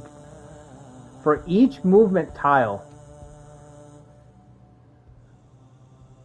So it's momentum based. You want to gain momentum from moving. So the farther you move, the more damage you deal at the end of your turn. I don't know about that. Can we upgrade Cleave? Select Mastery. Bleeding. Cleave causes bleeding for 1 turn. Cleave deals 20% extra damage. And the other 2 are locked. Alright, I'm just going to save points. Save those points. Let's go do the Bridge of Sorrows. The Bridge of Sorrow spans the chasm that separates these woods from the shore where I'm hoping to find the trail of Arthur. The castle that is guarding the passage is about to fall in the battle against the creatures of darkness that threaten Camelot. I must protect the fortress before it's too late. There is also some brotherly rivalry going on between the heirs, so this is shaping up to be an interesting undertaking again. Okay, so this mission, I think we get to use both brothers. And then at the end of the mission, we have to make a choice which hero to recruit. Required hero, Sir Mordred. Yeah, oh, so Mordred can sit out some of these, I guess.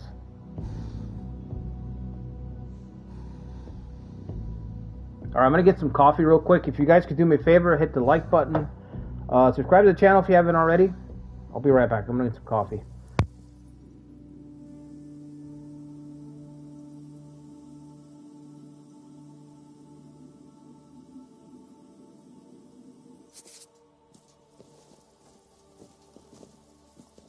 So you have decided to come to the bridge.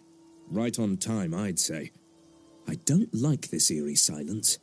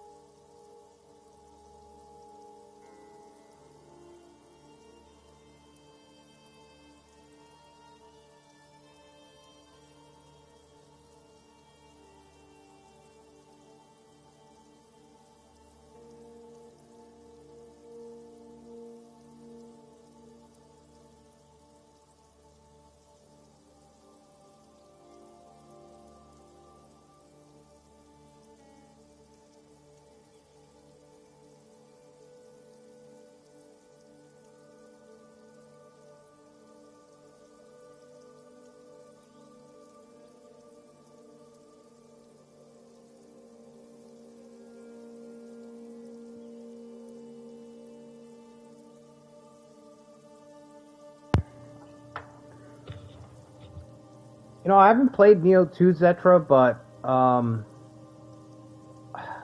don't know. And I know that Wulong's got its things that people don't like, but to me, that game is like a really good fucking game. Wulong is like a 9 out of 10 for me. It's also the story. What you're saying about the story really being really similar to Neo. I have a theory that the next game, eventually, what they could do is cross over Neo with Wulong. They could cross over 3 kingdoms with the Sengoku period in that setting. Because the corruption, that essence, the, what do they call it? The Arita essence, or the demon stones, whatever you want to call it. Elixir, yeah, it's called elixir in that. It's basically the same thing. It even corrupts the same. It looks the same. I think that's all intentional. I think what they're doing is they're setting up a crossover. They're setting up some type of they're setting up some kind of a time travel. That's what I think. They might set up a time travel shenanigans. It was eradicated by the end of Neo 2. Oh, I didn't know that. Maybe they could bring it back. Again, my theory is that they could do some kind of time traveling where you get both universes.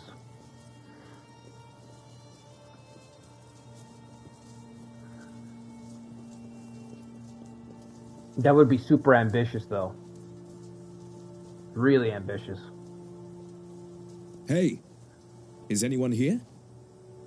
What on earth could this be? You again. Clear away from my land. Alan, brother, you can't banish me from Oh, my that's how it own worked for land. Neo 2? This castle is my heritage. This castle belongs to a lord who can defend it for a change. You call this defense? You were hiding in a tower, watching it all crumble away. Also, they already did it. Enough. Never mind. Or I swear I'll... They already gut did you it then. both. No, they're not going to. I don't think they'll Devil, double dip it on is Sir like that. Mordred in the flesh. What has brought you back from the bottom of the pit, Dread Knight? Bro, nobody likes Mordred.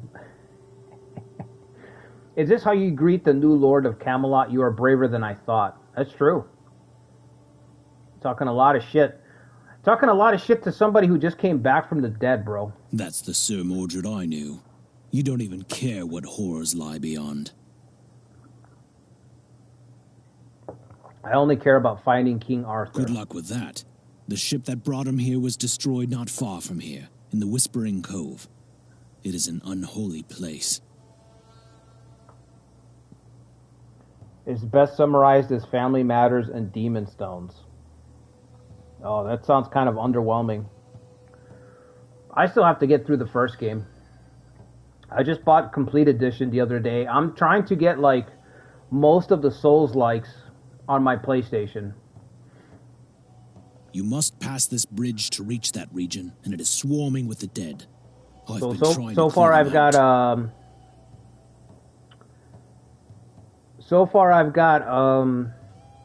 the Neo collection, and I bought that Kazan. Hold on, I got it right here. I got Demon Souls, Lords of the Fallen, Neo collection, and that Kazan game. I don't know where I put it. The Kazan game that just came out. Everyone's saying it's really difficult. Berserker Kazan. Yeah, that's what it's called.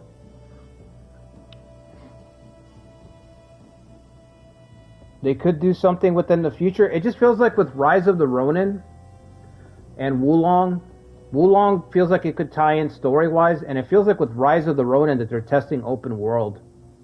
So I feel like they're going to do something very ambitious down the road. I just don't know what. Let's make a deal. You help me cleanse the bridge, and I will let you pass. The Berserker is Yeah, somebody told me that at work. They were like, he's a character from another game, and the guy was really excited to tell me about that. He's like, yeah, he's kind of a big deal in a whole nother universe. But it's the same company, right? He was telling me that the Berserker game is really tough.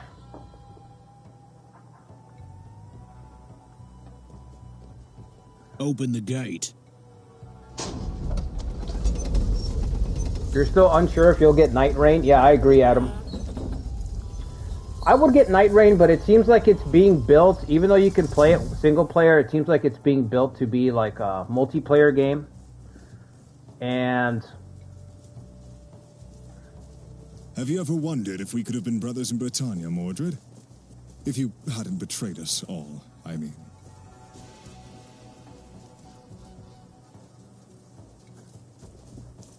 yeah, it's got a fully co-op focus. It's so difficult to get a party together, bro.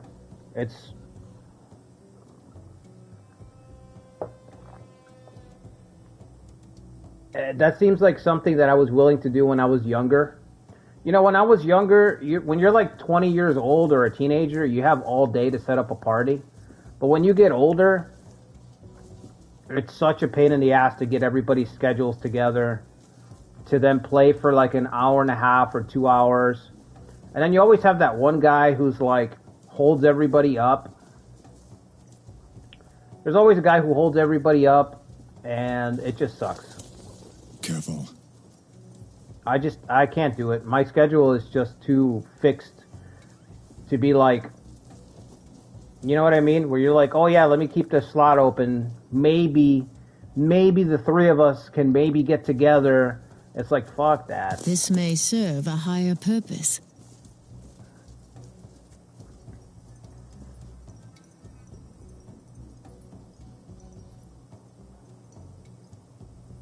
If it's like Monster Hunter, yeah, I don't know if it's like Monster Hunter. I think it's just Elden Ring, more co-op focused Elden Ring. Baldur's Gate 3 playthrough? Yeah, I can't imagine. There's no way I can get through Baldur's Gate 3. It's way too much. Look what I found. The content is incredible in that.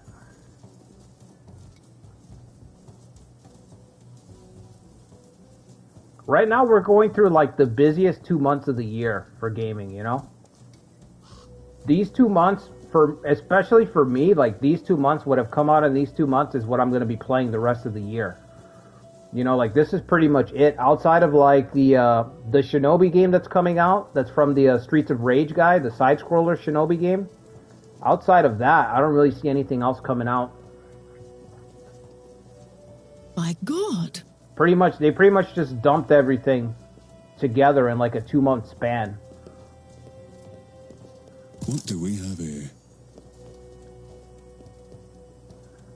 It seems gaming has slowed down. Yeah, I agree. Yeah, Baldur's Gate 3 does have too much content. It's crazy. It's a weird thing to say, right? It's got too much content, but... You hate to take a few days break? Yeah, I agree, Silvermoon. I hate taking breaks like that. Savagery. Who could have done this? I hate taking breaks. I'd rather not play the game at all. If I have to take breaks, I just fuck it. I'm just like, you know what, I'm not gonna play it. And I thought I had seen hellish things. Welcome to my world.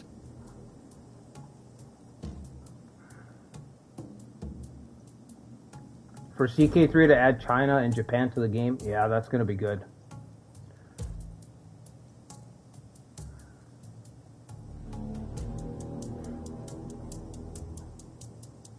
Oh yeah, I agree, Zetra. I agree. We were in the golden age. That's what people... You don't realize it until you look back, but we were truly in the golden age of gaming. And that's in the rear view mirror.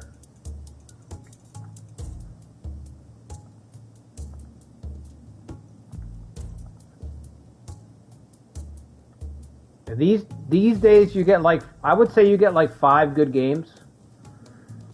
Yeah, the PS2 era, yep. These days you get about 5 good games a year that are like really good. Top, 9 out of 10s. You get like 5 of them that are really fucking good, that are excellent. And, you'll get new content for the 5 really good games from the year before. You'll get DLC and stuff like that, so it'll feel like you're getting more than you actually are. No mercy for the wicked. Oh, we're surrounded. Okay. She rolls 5 to 11. So it's telling me the minimum. But she could roll higher than that. Christ on the cross. She rolled a 9. That's good. And a 7. Good shit. Hide and reveal. The Vanguard class has a unique skill. They can hide to avoid enemy attacks and to surprise them. Moving too close to an enemy will reveal you. This is indicated by a brown eye icon. When a hidden unit is selected, some tiles might turn purple. These are shrouded tiles.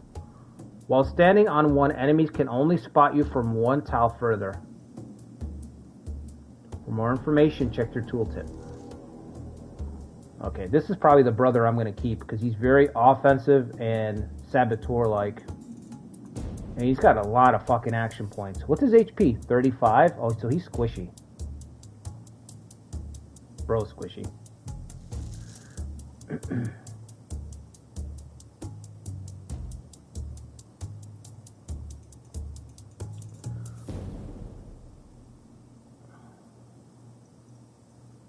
You don't like Paradox games because of the DLC? Hell, yeah, it's tough. Paradox games, you just want to get the DLC when it's on sale. That's it.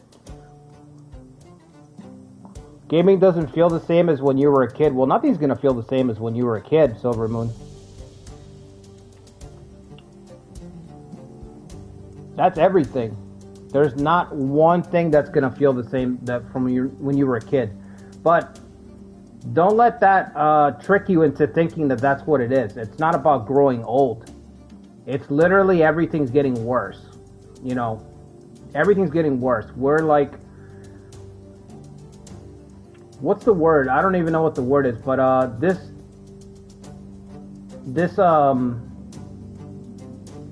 culture, this society has kind of it's kind of circling the drain. You know what I mean? We're running out of ideas creatively. Everything's kind of been done already, And the people at the very top have slowed the progress of technology. They've purposely halted human progress at the very top, so they can greedily hold on to everything. I fight for honor. And we're starting to feel it on the bottom.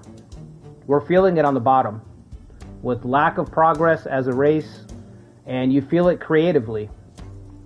Creatively, you feel it. You see it everywhere. You see the movies, everything's a remake. You see it in video games, everything's a remake. Book sales are declining. Fantasy book sales are declining. There's no good authors anymore. Ideas are just disappearing. It's not getting older. It's not getting older. Sinners shall bleed. That's just an excuse that they want to throw out to us. Well, times are changing. Get with the times, old man. You know, that's just nonsense, gaslighting. We're actually in a decline. You know, this everything's starting to decline little by little.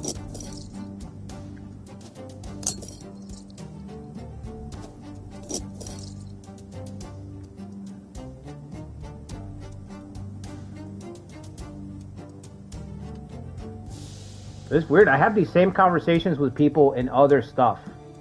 The same conversations again and again in other things. TV shows, movies, books, comics. Everything is the same thing. Technology. People that work in phones, people that work in IT, people that make movies. The same thing. We're out of ideas. There's no more space. We can't push the tech anymore. It's the same. Everywhere that you look, it's the same thing. So what does that tell you? That tells you that somebody's pumping the brakes. Somebody's pumping the brakes on progress. They're not allowing creativity to flourish anymore, and it's on purpose. Gaming is on its way to crash. Yeah, it's due for a crash, Sean. I mean, I think it's fine. I think it's fine for it to crash. Oh, those are good. What? And it slows them down? Those are good. Blessings. I think it's fine. I think things need to crash and burn so that you can have another go at stuff. I don't see any point in hanging on to stuff.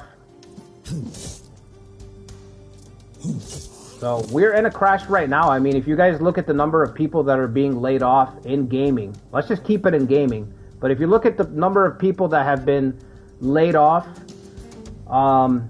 developers, people going to school for stuff, I mean, prices, like Adam is saying.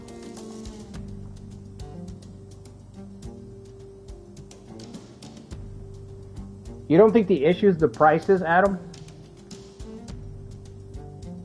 I don't know, bro. I mean, we're going to be at $100. We're going to be at $100 games pretty soon, Adam.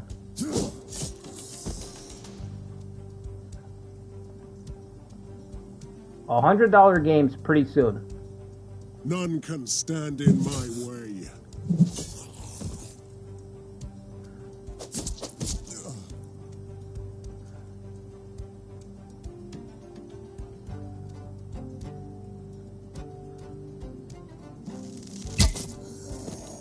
Down with the vileness. We need another PS2 situation. Oh my god, yeah, the Nintendo thing is just disgusting. The Nintendo thing is disgusting. I mean, I don't know if you guys saw the article, but Nintendo said that they're reserving the right with the Switch 2. They reserve the right to brick your console if you try to pirate their stuff.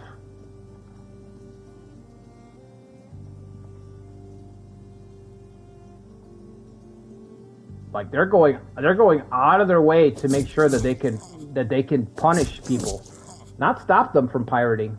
Punishment. You know, it's not a tit for tat. It's on top of. So they're asking. I mean, the way I see it, they're asking for a crash. So These wretches won't return from the grave. I try to tell people all the time, like, we already got the golden age, so really, who cares? You know? We already got the golden age. I feel bad for the people that are coming up because they don't know what's behind them. But just like when I was growing up, when you're growing up, it's up to you to look around and figure stuff out. It's up to you. You can't say, "Oh, I wasn't around. I didn't know." At you from anywhere. It's your responsibility to figure Believe shit me, out for yourself. I fought and bled for each room. So I feel bad for the kids who don't know about the past games and stuff like that. They don't know how good stuff was, but those games are still there. So nothing's stopping you from picking up Age of Empires 2. You know what I mean? It's up to people. Like, if you're 19 and you're tired of consuming slop, then go back and play the good stuff. Nobody stop. You know what I mean? It's the same to everything. That's life. A statue of King Arthur again? Shouldn't we start replacing them with mine? What stops people is how slow old consoles are. Yeah, the attention span thing is killer. You have to work on maintaining good attention span. People don't realize that, you know, your mind's a muscle. While I was in my death-like slumber. Baldur's Gate 1 and 2, yes, dude. Baldur's Gate 1 and 2. Baldur's Gate 1 and 2, that's, yep.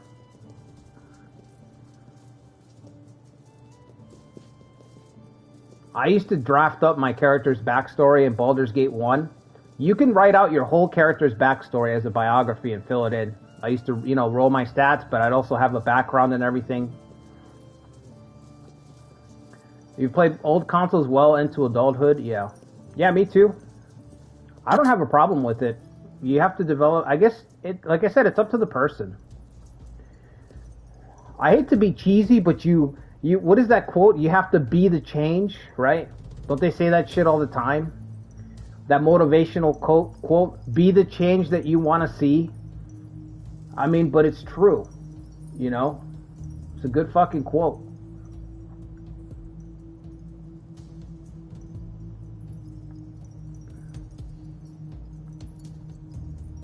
Your orders? How many spots do I have here? Is it just those two?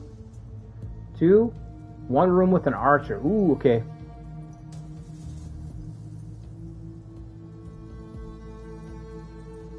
There's another archer there.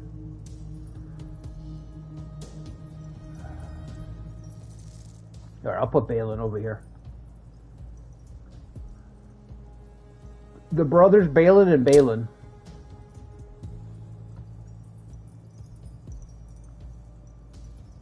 Time to feed the ravens.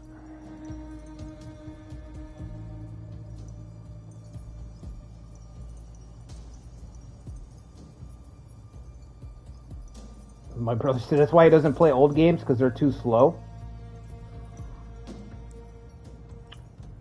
Yeah, my younger sister's kind of like that. I had to kind of like...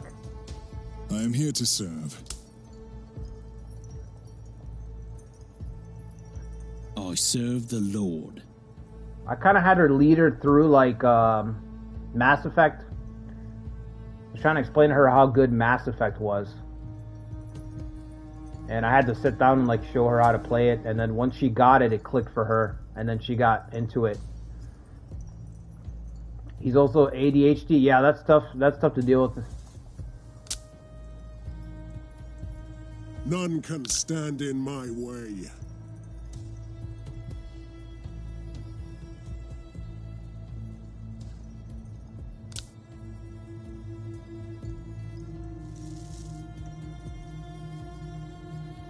There's only two people here, right? Do I need Mordred through this door? Oh, there's... Okay. Alright, we're good. We'll keep these three together. Going through the Yakuza games? I haven't played the Yakuza games. I've heard really good things about them. Your orders? And I mean really good things, because at one of my jobs I work with some kids who are like very... what's the word?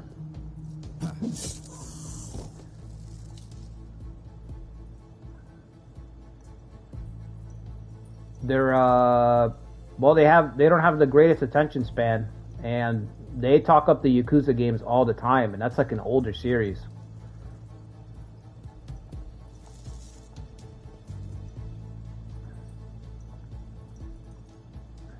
You have ADHD? It really love playing games? Yeah. I guess it depends on the person. Some people, it helps them focus.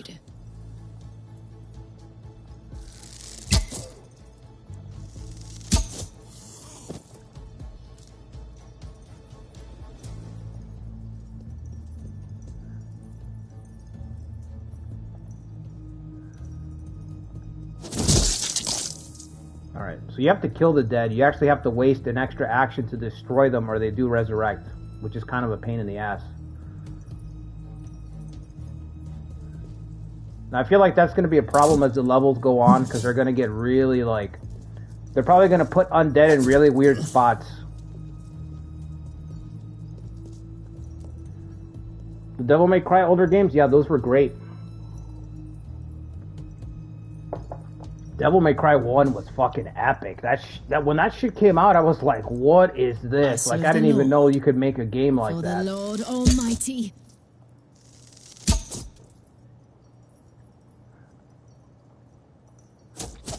You might have to stay here and cut him down, right? Yep.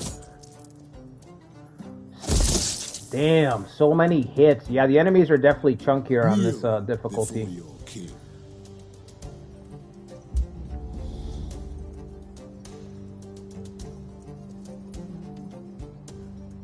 I guess I'll hold that spot.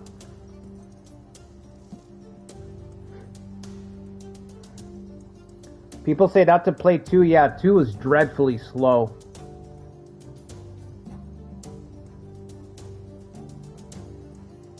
Three's really good, yeah.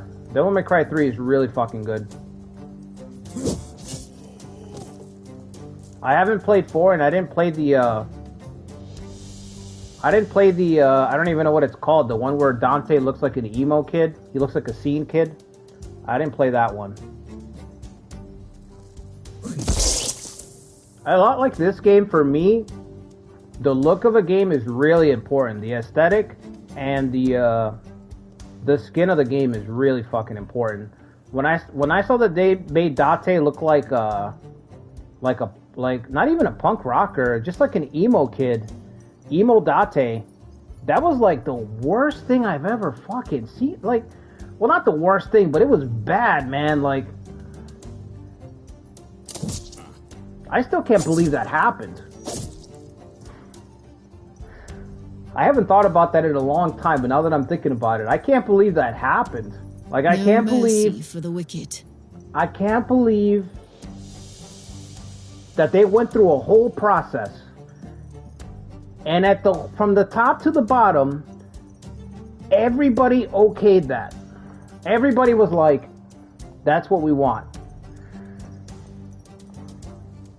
You know, because this is before. We're talking before 2015.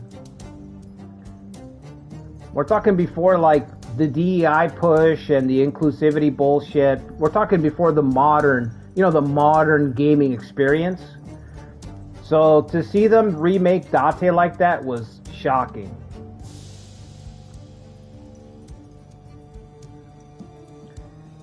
Yeah, they didn't do he looked different, and I remember that they did something. There's a scene in the game, I saw a clip where he finds a white wig and he puts it on. He puts on the white wig, and then he takes it off, and then he says something like, like, imagine me wearing that. Like, he's condescending. Like, I wouldn't be caught dead wearing this white wig. Like, making fun of his old aesthetic. That's probably one of the earliest examples. That's probably one of the earliest examples of devs trying to dunk on their own fan base. One of the earliest examples of get with the times. Where they're poking fun at their own fan base. Taste my blade.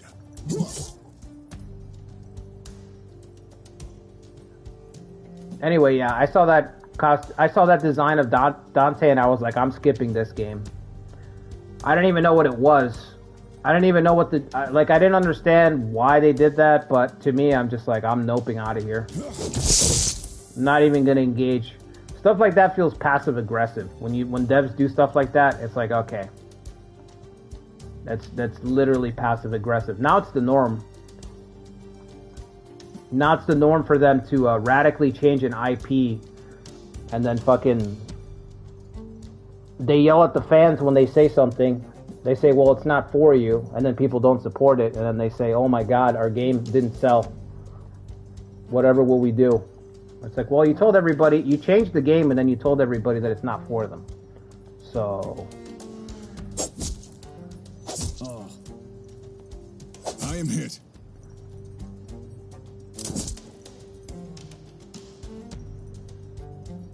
Yeah, they were smoking something. I don't know what the deal was. We changed everything fans love, toxic fan. Yeah, that's what they do. I've experienced this type of stuff at work, at my jobs, where they want to incorporate something, and people voice their concerns, and then they say you just don't get it. Let me cut you to and then when it doesn't work, they say, well, we didn't receive enough support. I serve the Lord. The reason the initiative didn't work is because we didn't receive any support. It's like, yeah, you told us to fuck off. You told us to fuck off, that you didn't need us, and that you were going to get more glory, more credit for you to claim, because it was going to work. And then when it didn't work, you say that you didn't get enough support. Well, you pushed all your support away.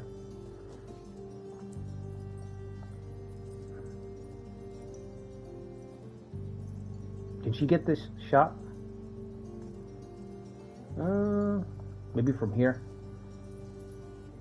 For the Lord Almighty. 10, that's pretty good. Only 2 left, right?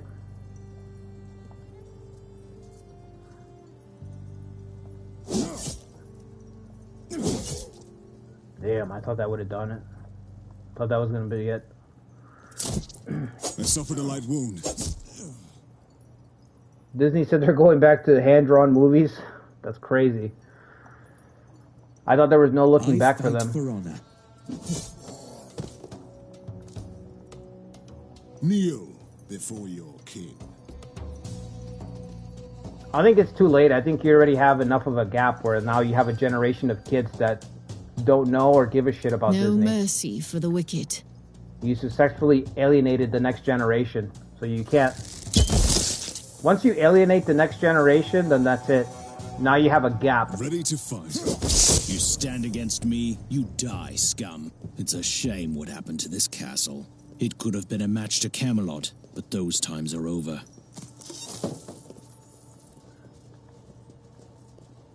Sigil for heavy armor.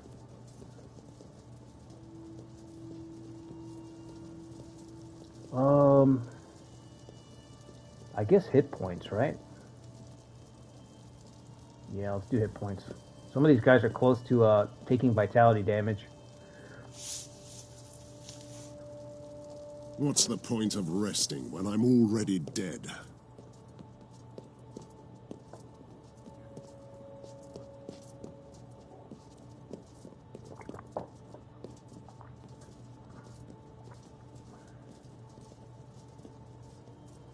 We've got to clear out what? The chapel and then the other bridge. I've got 2 campfires. Thankfully, they tell you how many campfires are in the level so you can plot your course. You know how many resources you have to get your strength back. Place. A shrine. Your proficiency in spellcraft reveals that this shrine will regain armor.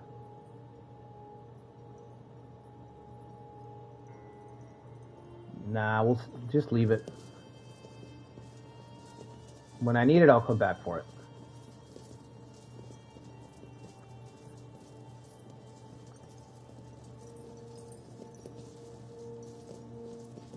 What the hell is that?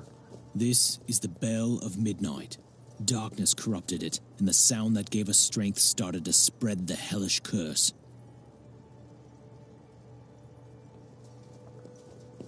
The once sanctified bell is cursed. You shouldn't even touch it. It brings ill luck. Let's toll the bell. I want to see what happens. We should leave it alone. It's a combat encounter if we toll it. Alright, hold on. Fix the formation.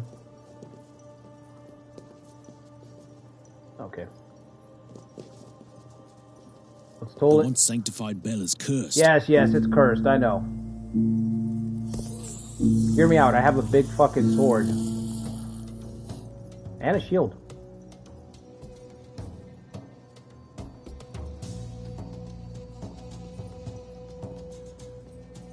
Okay, these guys are going to be a problem, but these are just regular undead.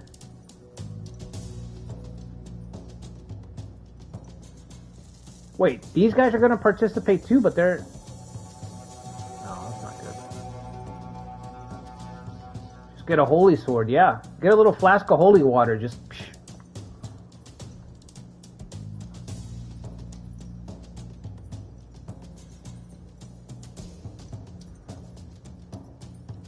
Archer's got to stay in the center, I guess.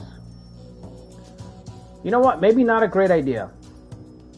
I didn't think it was going to pull the enemies from this encounter outside. Or inside the chapel, I mean. But it did. So, I should have cleared the chapel because now I have double.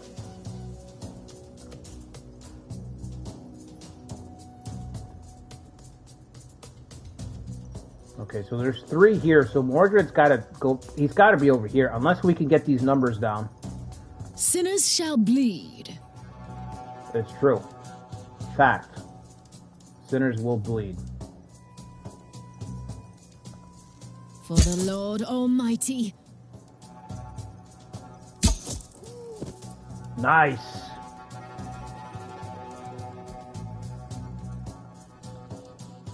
That frees me up. That means I can head over here. Can you still move? Do you have movement Sinners shall points? bleed. No. Okay, you're getting a little carried away with that sinners there.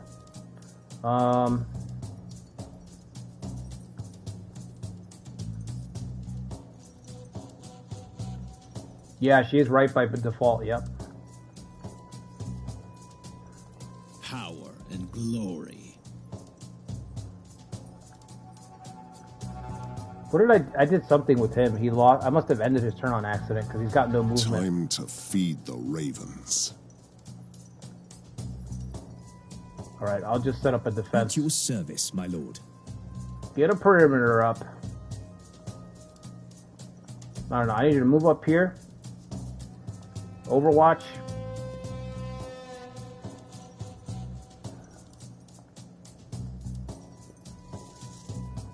Overwatch. Brace for impact.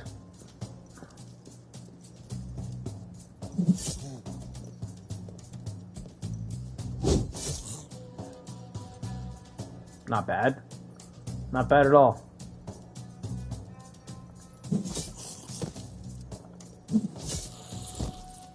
Easy.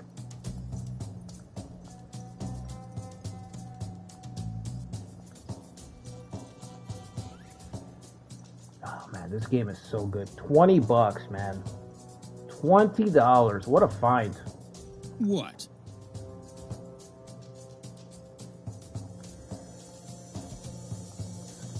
He doesn't have For cleave, right? king and country. He's got power attack.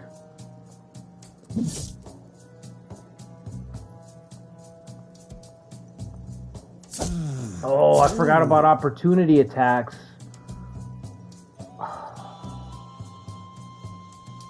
How did I forget about opportunity attacks? That's like a thing in everything. What are we waiting for?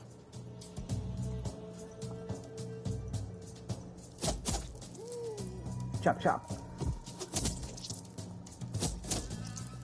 Not enough. Okay, that's fine. Can you move over?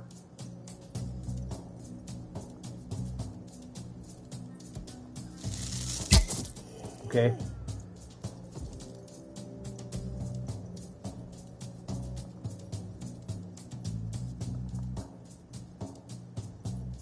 I didn't have enough coffee. Yeah, I think I'm just getting tired. I can't wait to get to this weekend. I need to fucking rest up. More dead, just coming out of the ground, huh?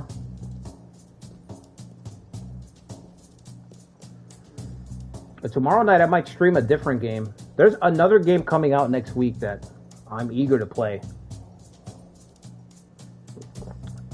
Busiest 2 months of the year. I'm telling you, for video games. So much good stuff has come out, like this is it. Pretty much it. You only got 7 hours and 50 minutes left? That sounds great, Adam. Your head is mine. I've got a full day. Got a full day ahead of me.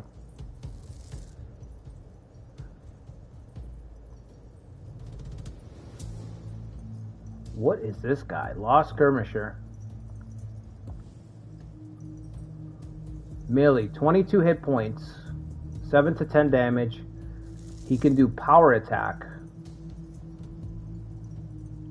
Powerful melee attack. High damages armor and causes weakness for 1 turn. And he's got cleave, so we can't have our units grouped together because he could cleave both of them.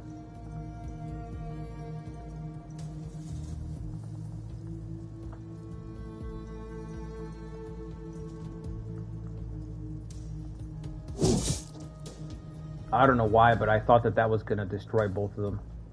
I should have just looked at my damage. That wasn't even close. Alright, you got fire arrows, right? Shoot this guy. He is not on fire.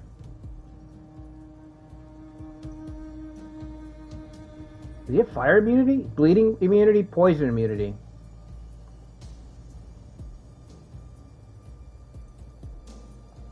He's not on fire though, right? Didn't work. The Wu fire attack failed.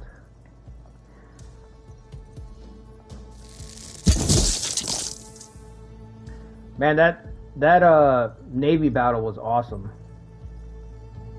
I wish they would expand the battlefield so we could have bigger battles like that. That's what that game needs. Make up your mind.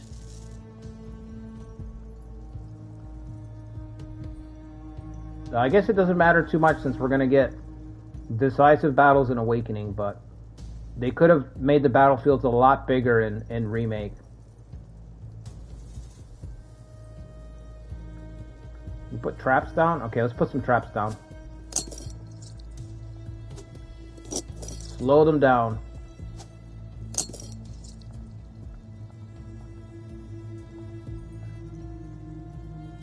Just bank your points. Move up. Prepare Overwatch.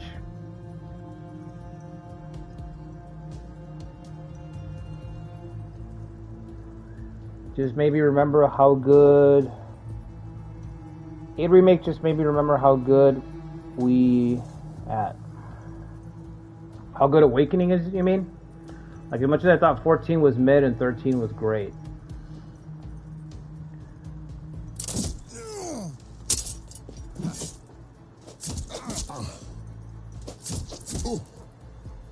It can't even hurt him. How good we had it? Yeah, I agree.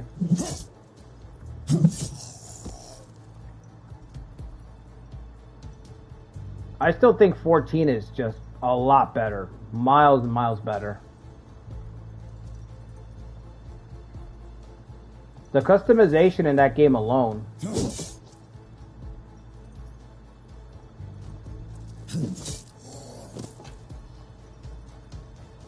Sinners shall bleed. Kind of saying that a lot now.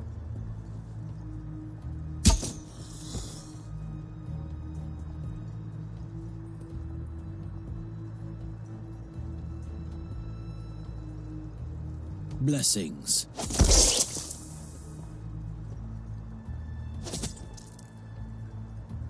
You have more? There we go.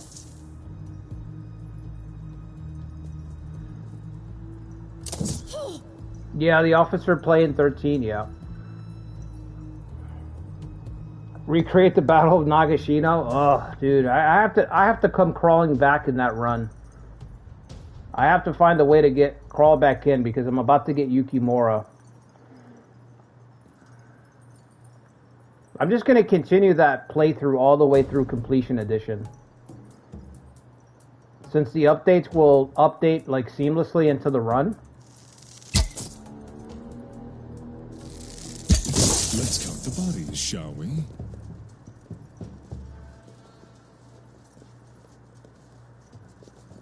That was it. I didn't get anything for the bell, huh?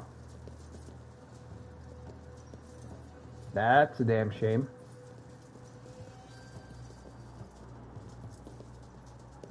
Katsuyori's being historical, that's right. Live and Die by Sanada. Yep. Dynasty Warriors Origins? I don't even own Origins, honestly. I've got way too much stuff to play. Like, I haven't started playing Doom yet. I have Kazan. I picked up Kazan, I have Doom, and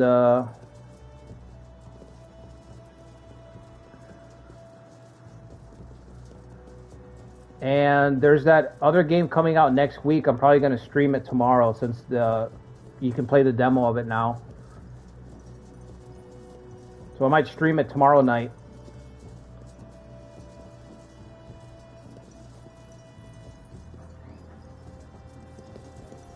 We still have a year? Oh my god, a whole year? Whole year of suffering, huh? Alright, let's clear the chapel. It's basically Koshu Conquest. That's what the map looks like right now. After this, I have to rest. Look at Vitality's getting low. I mean, HP's getting low on everybody. Is there guys outside? Of course there is. What about the other side? Nope. Alright, just on one side. I can live with that. Alright. Mordred, you got the big heavy armor. Command? You're on point. Kneel before your king. Deal with the archer. For my Camelot. I serve the Lord. Archers. I serve the Lord. Put her in the back. Ready to fight. Put Kay to protect her. Mordred on point. Assassin towards the archer. And then we got Balin towards the other archer. And our girl's in the back. Protected. I must protect my lady. Protect my lady at all costs. Power and glory. Right. Can you? How far can you throw those traps? That's pretty damn far. Huh. Okay, good to know. I think I'm going to keep this brother instead of the other one. At the end of the mission, you have to choose, like, which Balin do you want. I think I'm going to keep the assassin one, the offensive one.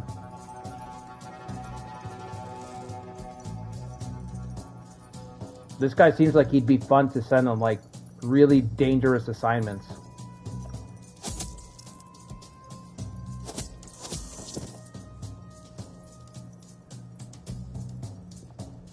No, don't move yet. Don't move yet. I take that back. No mercy for the wicked.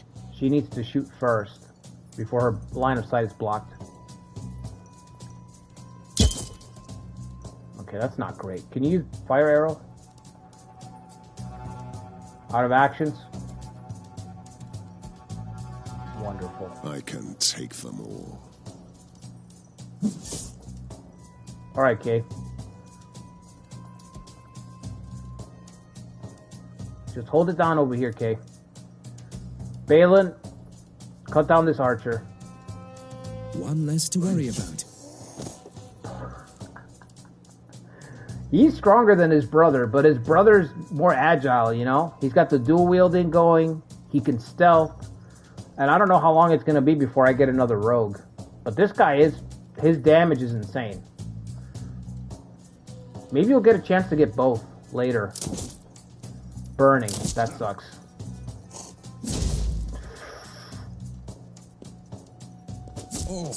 Backstab, of course. He died for our sins. Sinners shall bleed. Can you use your potion?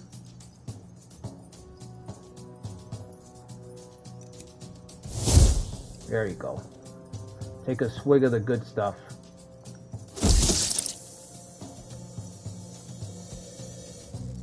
Alright, how do we use the stealth? Hold.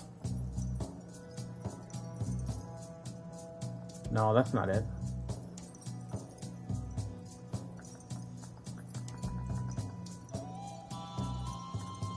I have no idea.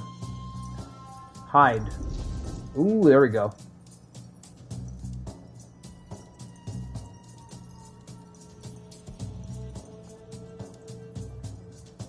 Okay, so he can't target me now because he can't see me. So he's not going to eat any more bolts.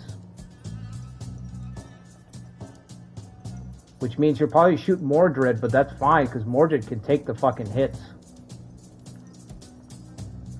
The Lord is my witness. Oh, come on. You had to leave him with 1 HP. Does he have cleave?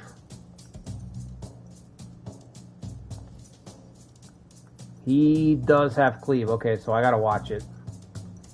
Gotta creep up on him.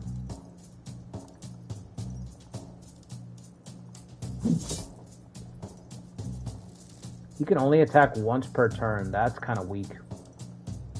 No wonder his damage is so high. He only gets 1 attack action.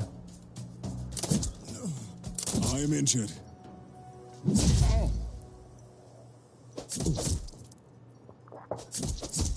As long as it'll get through my hit points. So next turn we can camp. Get our hit points back. That's the only thing. Vitality you can't The restore. Lord is my witness. So you really don't want to lose vitality at all. But hit points is fine. Alright, move back so you don't get shot at.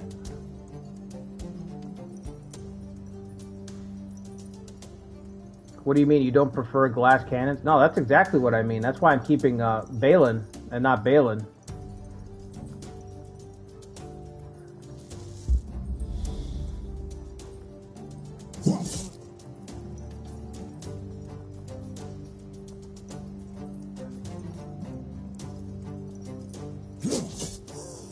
I agree. I agree with that.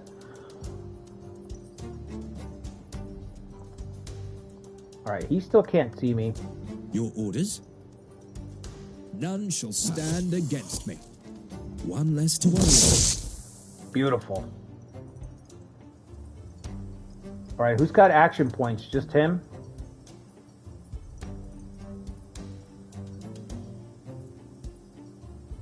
How do I execute the sneak attack? I'm not sure about that. Oh, I don't think I have a sneak attack, right? Okay, so the stealth is just to help him cross the battlefield and like close the distance. Right, okay.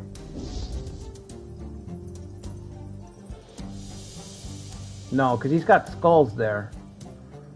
I think he's got a bonus because he came out of stealth. Let me see. Can I inspect? Yeah, he's got an active modifier, surprise. 30% additional damage on your next attack. This effect will end after 2 tiles of movement. Okay, so because he came out of stealth, he gets the surprise modifier.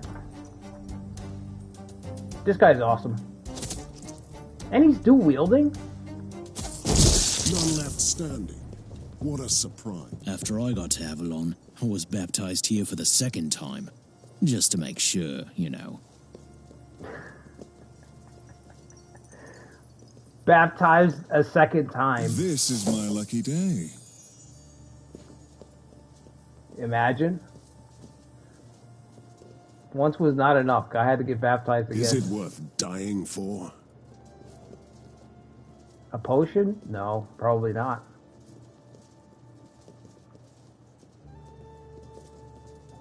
Alright, we need to get to a campfire. Wait, there's one in that corner. Okay, let's get our hit points back. How do we get there? We have a shrine to restore some armor for 1 person, and then we have 2 campfires. We have 2 shrines and 2 campfires left. And then there's 1 more encounter at the end of the level.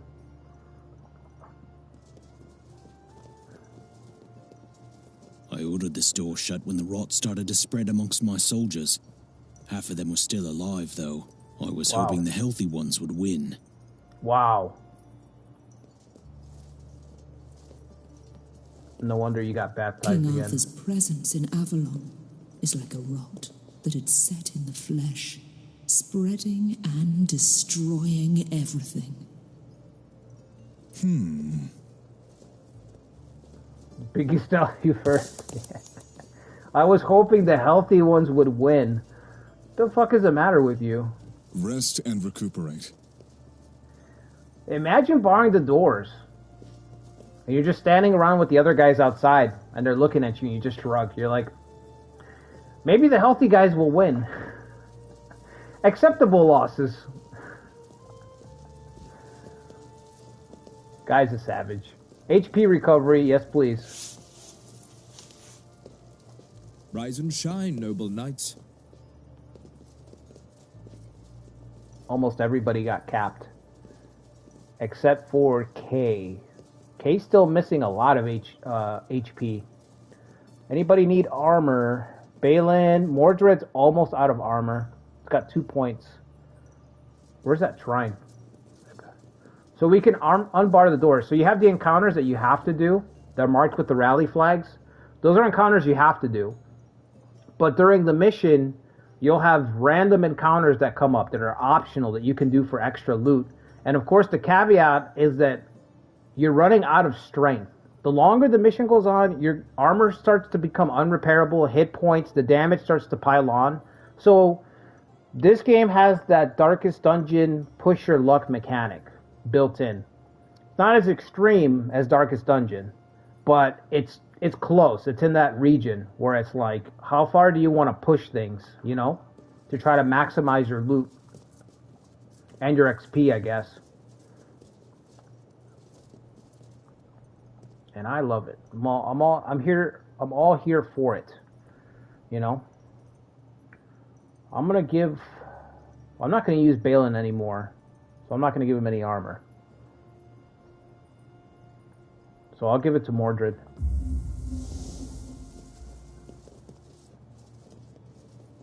Alright, let's open up the chapel and see if his soldiers won, shall we?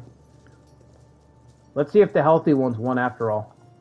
You really don't want to go in there. There is a large group of the restless dead trapped inside. Nah. It's about time we deal with them. Let's do it. Hello? We've been trying to reach you concerning your car's expired warranty.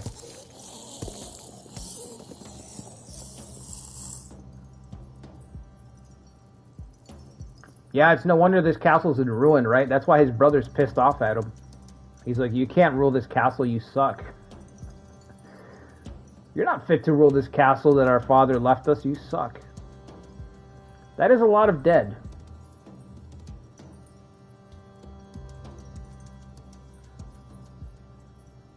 $11.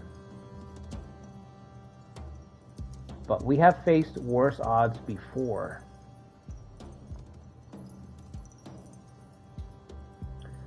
I feel like I could have won that battle against Nobunaga earlier today too. Or yesterday, I should say. Those muskets, man. Brutal.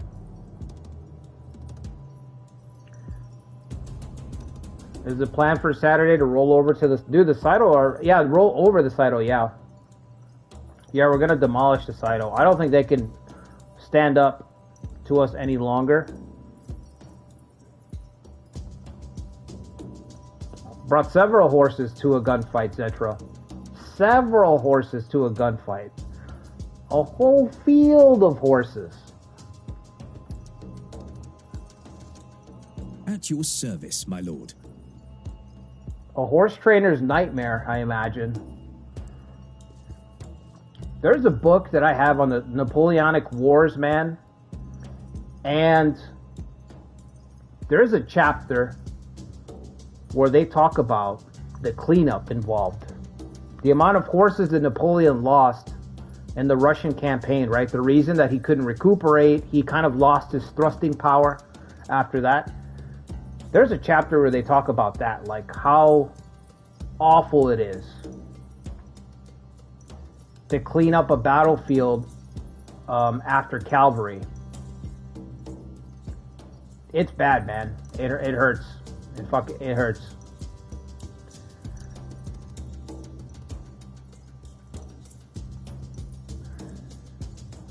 I think we have to set up a perimeter right here. The Lord is my witness. Just gotta walk like Frodo and Sam. They're taking the hobbits to Isengard, to Isengard, to Isengard. What did you say? They're taking the hobbits to Isengard, to Isengard.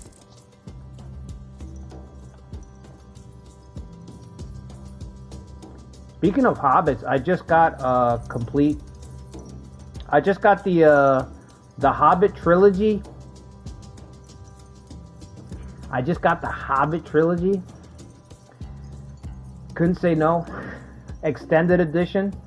So I'm gonna sit through and put myself through that someday. That nightmare.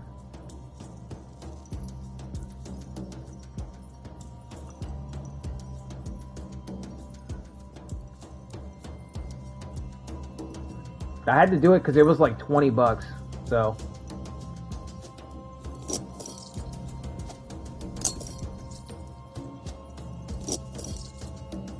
How many traps can I put down? Can I just... I don't see a cap. There's got to be... Well, my action points, I guess, are the cap, aren't they? Duh. How many traps can I put down? How many action points you got? How much you want? How much pocket change you got? That's the answer.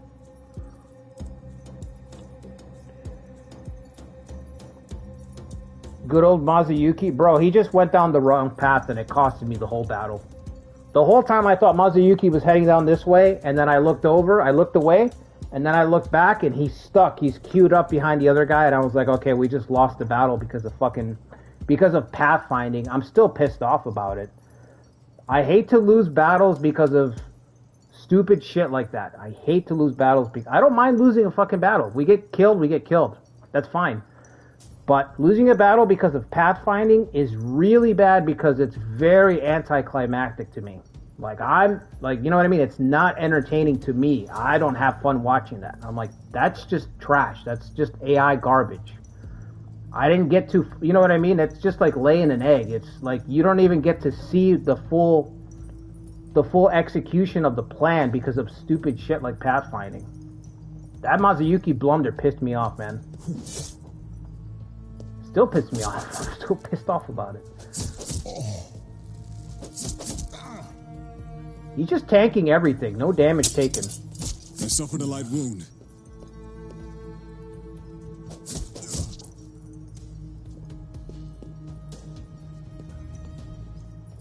Okay. K's vitality's getting kind of low. Look at this shit. This is crazy. This is a literal horde. I love it. I just love how strong your characters are in this game. They're so fucking strong. I love that that's the design decision. The decision of the design was because they could have said, Mordred, you died, right? The story says that you died. So it could have been like a God of War 2 story. You know, God of War 2? Zeus tricks him, kills him gets him to put all his power in the sword. He dies, he comes back, and now the devs are like, now we have a reason to make Kratos start over. He's depowered. He put all his power into the sword, or he died. And the devs in this game, they could have taken the same route. They could have been like, Mordred's dead. He has to go on a quest to regain his strength. The devs were like, no. They didn't take that route. They're like, no. That's ballsy, because now you have to rework your whole game. Your whole game's got to be built around the fact that they're like, no, your characters are already heroes of legend. They're already insanely overpowered. They're already powerful as fuck. They're Space Marines. Period. Already. That's just so cool. They could have taken the easy way out and said, okay, everyone's coming back from the dead in Avalon, so everyone's weak. You have to spend the first half of the game regaining your strength. Chase down the relics and reclaim your power. They could have done something like that. They didn't do it. They were like, nope. Christ on the cross. You're gonna be super powerful, and you're just gonna tear through the enemy. We'll find a way to give you a challenge. That's what they said. They're like, that's our problem. We're gonna give you your power fantasy. You're gonna have your power fantasy. let us worry about giving you the challenge. You know what I mean? That's what they did. Let us figure it out. I am ready.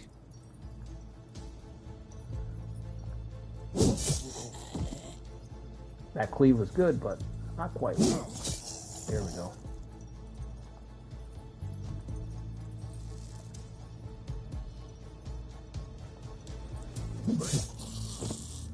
One more hit? No? Okay. Just hold that spot. What should I use Balin for? He's got him there. Why don't I put some traps? Put a trap right here. And then I'm going to go this way. That way if this zombie decides to follow me, he'll trigger a trap over there.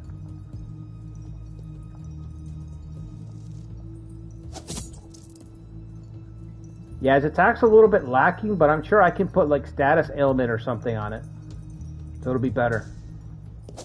That is your best shot, scum. The dialogue is so good. Nothing feels like out of place or like too cheesy or something. Because they actually take the time to be like, this guy's a scumbag. Like they take the time to flesh out the character. You know? This guy is a scumbag, so when he does say scumbag things, it doesn't feel random. It's like, no, we're spending a lot of time into showing you that he's not good. Blessings. Defend yourself. For king and country. This went pretty Now well, you actually. are dead. I am here to serve. I was kind of nervous because it's an optional encounter, so it's like, if you take too much damage, then it's like, how are you going to finish the level? But it actually worked out pretty well.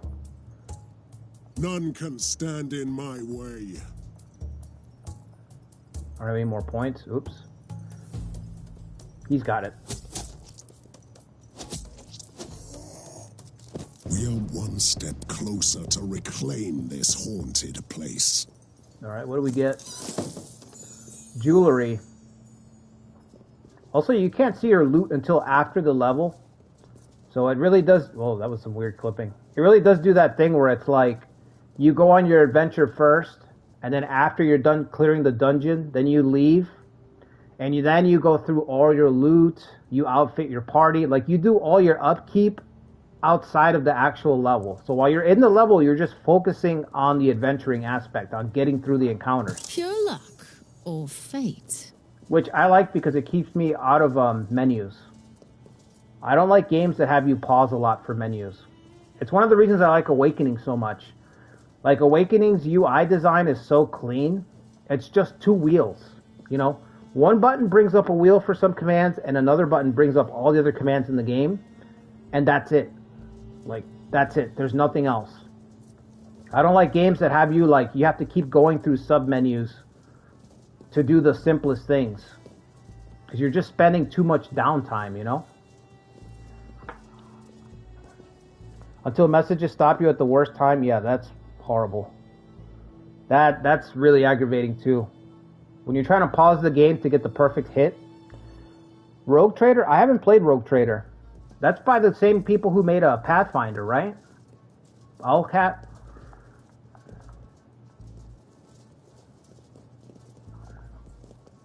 One more campfire, one more shrine, and then we're doing the last battle. I've heard good things about it, but I haven't played it.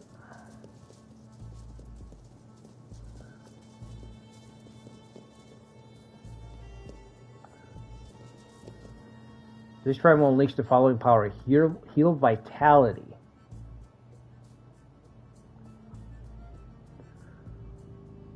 So we can go Vitality on K, because he's only got 5 hit points. And then on the campfire, we can do... Honestly, it's going to be Vitality both ways. So let me use the campfire first, because I think this is the last battle for this level. I'm starving.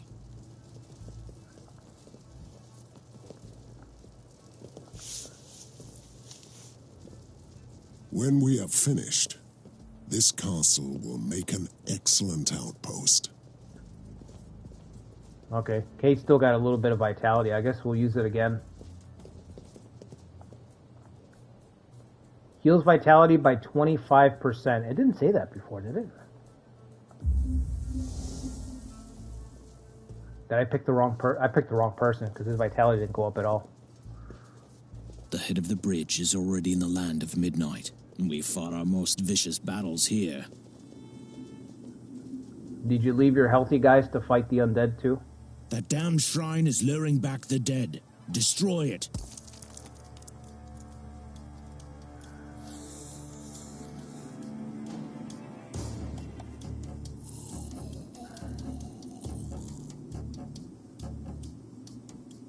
Did I say vitality? I meant HP.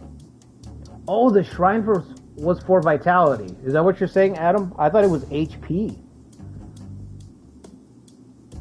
I like this track. I don't know if you guys can hear it, but it's a really nice track. It plays all the time, and I just don't mind it. That's how good it is.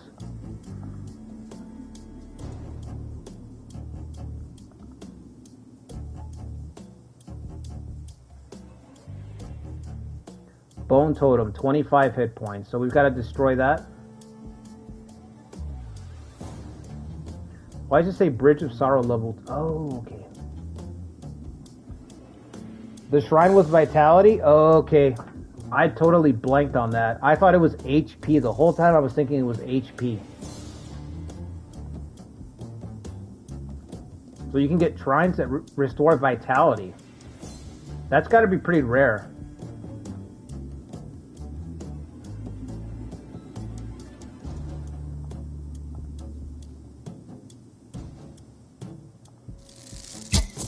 Reading comprehension unlocked.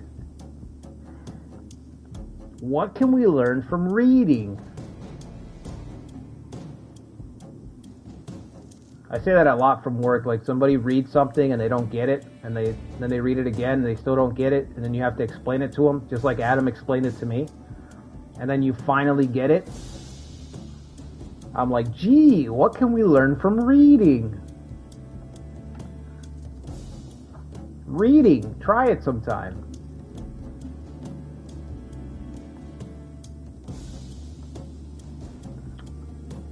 I think he should just hide. Start making his way across. He's got a long way to go. Alright, Balin. See if you can get all the way over there. Start working your way across the bridge.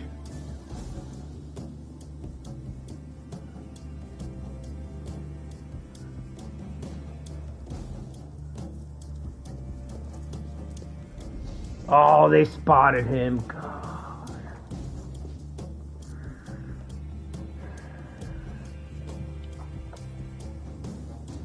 I know, 1 to 2 a.m. I gotta get up at 7. I'm gonna fucking crash.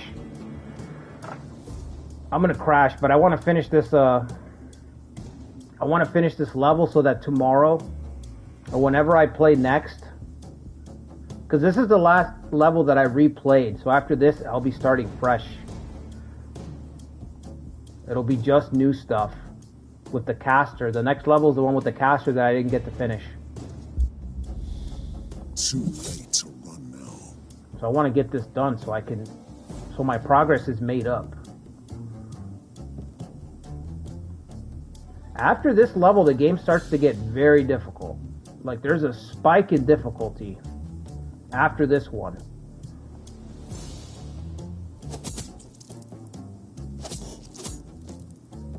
Still didn't do it, huh? Okay, throw a trap like out here because this guy's charging over here.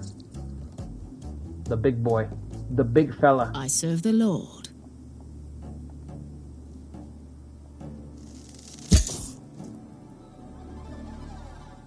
For king and country.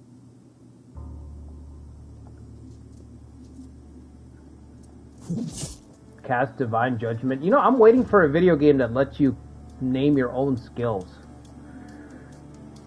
I am here to serve. There's going to be a game someday that lets you name your own skills, and it's going to let you voice your own dialogue. And that game's going to break everything. It's going to set the internet on fire. Like, they should make a game that lets you record, like, for generic things. Like, let's say you take an attack action. The game should let you record your voice for that attack action.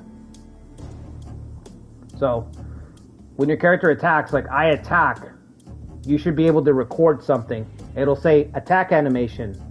Push the button, record your voice.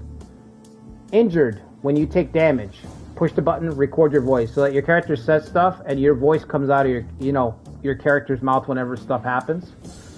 Something like that's going to happen eventually. And it's going to be fucking awesome.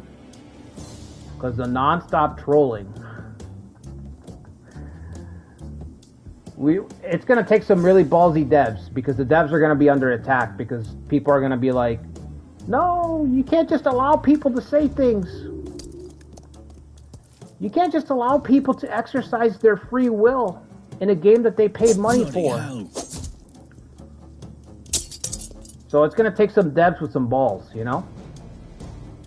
But those guys are going to make so much money. That's going to change, like an RPG like that will change the face of the industry after that. Not only can you create your own character, but you can voice their own lines. Imagine. Your head is mine. Devs have those? Yeah.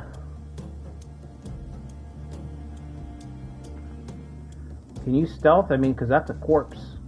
I don't think the corpse can see you. You should be able to stealth, right? Oh, but he can see you because he's too close? Alright.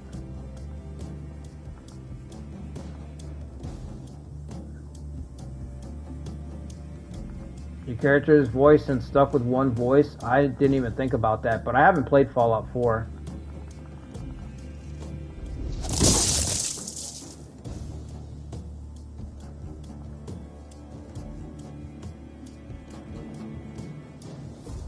I didn't play 4 because I just don't think that it gets better than, like, New Vegas. And 4 seems like a game that needs a lot of mods to work and stuff like that. And it's like, I'll just play New Vegas, Do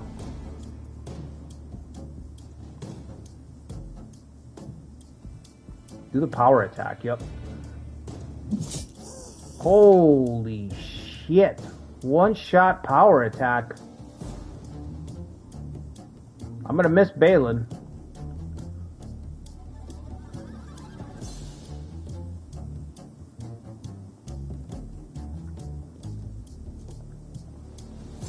Can I cleave?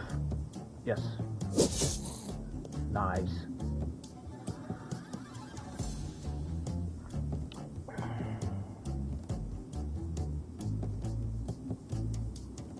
Okay, yeah, I see what you're saying. Defend yourself. I mean, the gunplay looks really good because it seems like Fallout 4 basically took Bethesda's gunplay. Christ on the cross.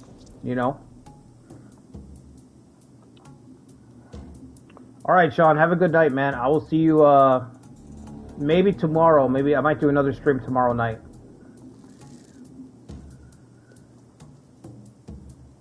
I could take a few more. Shake it off. That hurt. Tomorrow night I might stream Blades of Fire. So if you guys haven't heard of that game, that's coming out next week. And I'm kind of excited to play that game. So many good games.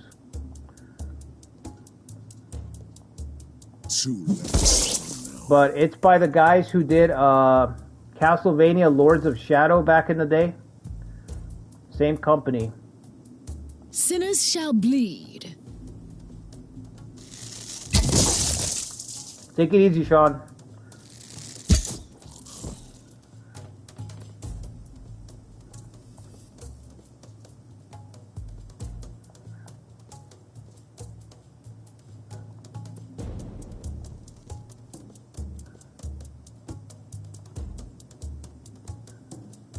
Oh, you put it? Okay, that's fine. Why don't you, yep. Start making your way over here. So yeah, it's by the guys who made Castlevania Lords of Shadows, which was that was a really good 2 games that were really, really good back in the day. Blessings. And the game comes out next week, but there's a demo available right now on PlayStation or Xbox. So I'm thinking of playing that tomorrow. How many summons? Just one? Okay. I can live with that. Still alive, but barely. Oh, fuck. What is -1 injury token? What does that mean? That I don't know.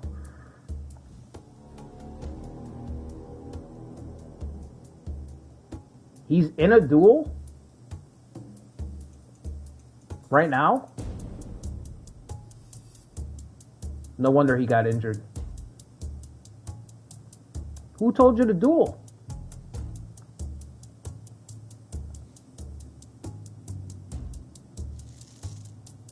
Some riveting Star Wars Outlaws gameplay.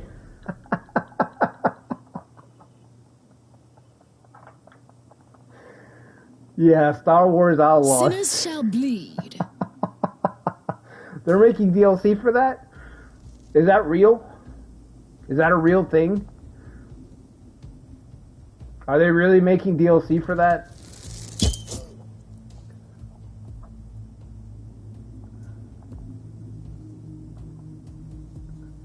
You gotta be fucking kidding.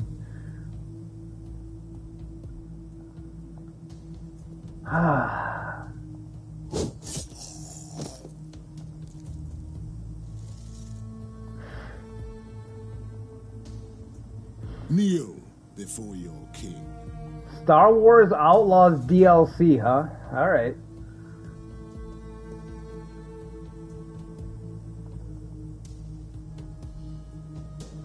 Star Wars Outlaws was bug free. Oh my god.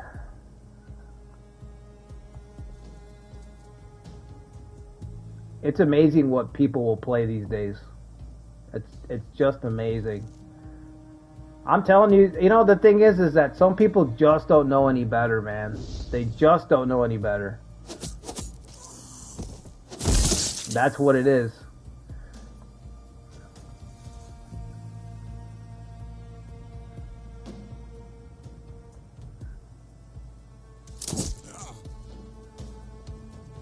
Look at these archers, bro. They hit you and then they run back. They hit and they run back. They hit and they run back. Star Wars didn't get better since... Yes, Jedi Academy was insane. That game was so much fun, but so difficult to play. I liked Force Unleashed. Force Unleashed was amazing, and Battlefront. The old Battlefronts were great, too.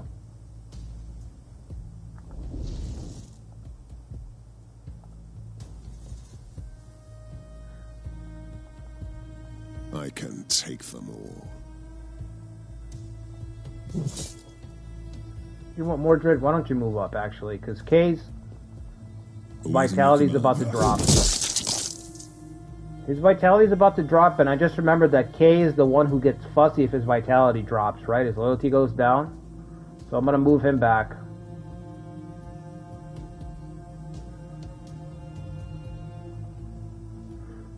Is that everybody?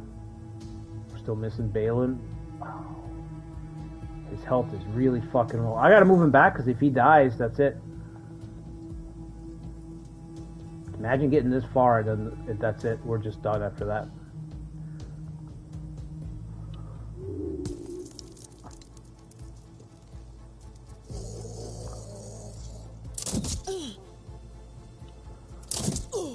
The remaining Star Wars fans that care for quality are desperate for anything that might be good. Yeah, that's the problem.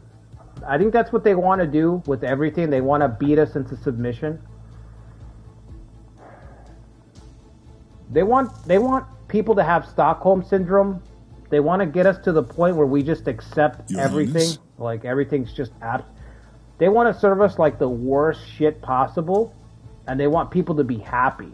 So in order to do that, everything's got to be pretty bad. So that's like part of the course for them. That's not accidental. All of that's on purpose. The Lord. For the Lord Almighty. And I actually think that when stuff like Expedition 33 gets made, when Larian makes Baldur's Gate, when stuff like that happens, that upsets everybody in the industry because they're ruining everything. They're shattering the illusion. Right now, they're trying to maintain this illusion that this is what you're gonna get. This is what you're gonna get from now on. So get used to it. Then Larian makes Baldur's Gate 3.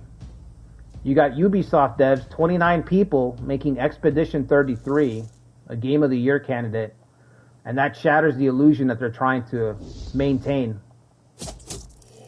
That's like, oh, this is how it is from now on.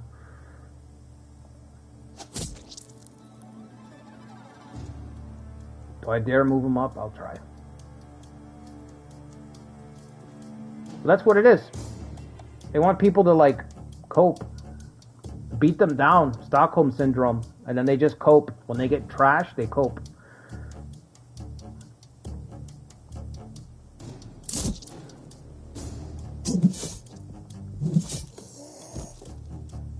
All I gotta do is break this, right? Are we done? One more. Yes. Neither will we. Onwards. Is that not it? I thought that was it. Ooh, I wasn't prepared for more.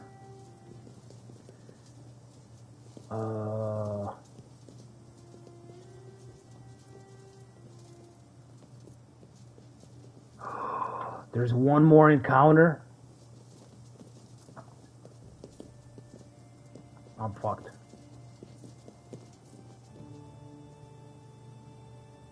Alright, drink your potions. We got potions. Hold on, we're not done yet.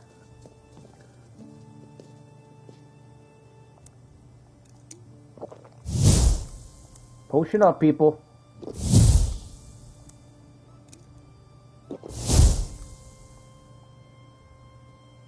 Drink another one.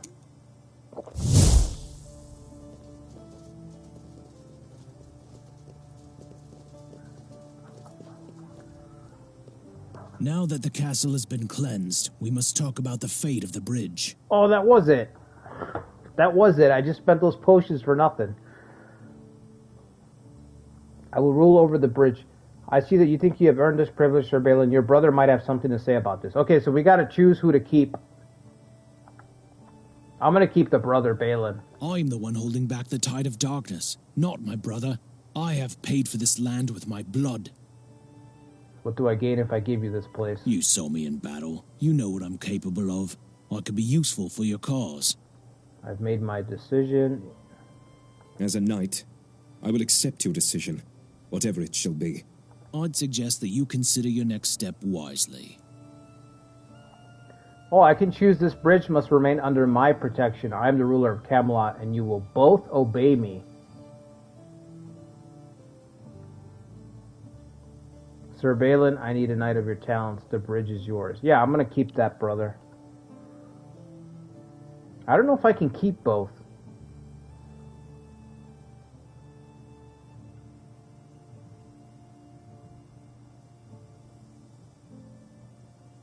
I'm going to keep Balin. That's the Mordred I know. We will work together just great.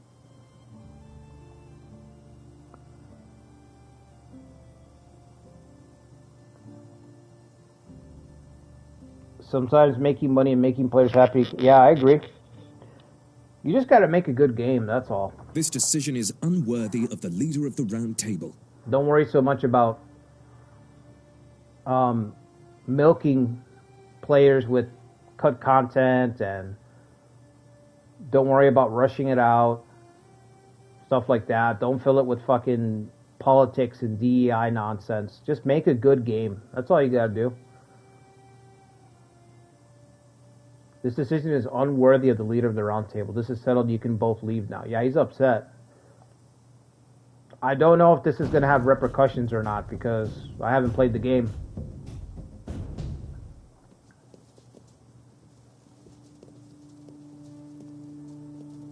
Finish mission. Is there anything out here? Hold on. Let me make sure there's not like... Take a There look is. at this. More things to plunder. 26 gold. That honestly, that feels pretty worthless. 26. What can I get for 26 gold?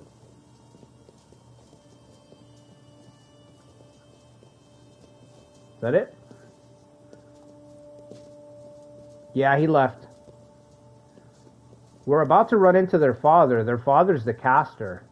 There's a side mission. The video I was showing off yesterday was a side mission where you're dealing with their father, who may or may not have done questionable things to the local village. I never finished the mission, so this is as far as I've gotten in the game so far. I'm officially caught up.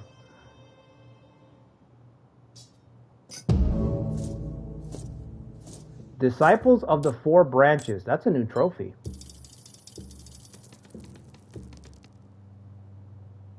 -3 heart? What is the fuck's wrong with her? I helped out the two bickering brothers, Balin and Balin, and defeated the army of the dead that besieged the castle at the Bridge of Sorrow, and made a decision about the fate of the land.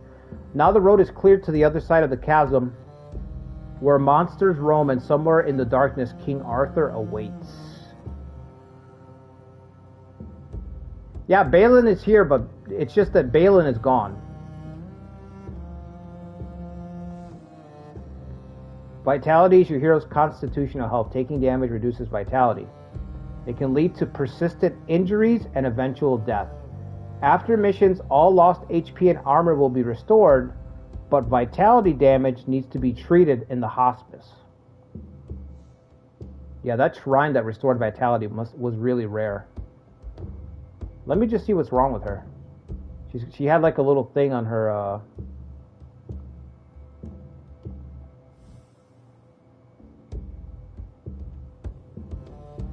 Oh, it's vitality. It's lowered by 3. Okay, I thought she took an injury or something. No injuries? Okay, she's fine. Just a flesh wound. I think that trophy was because I have people that belong to the 4 different moralities.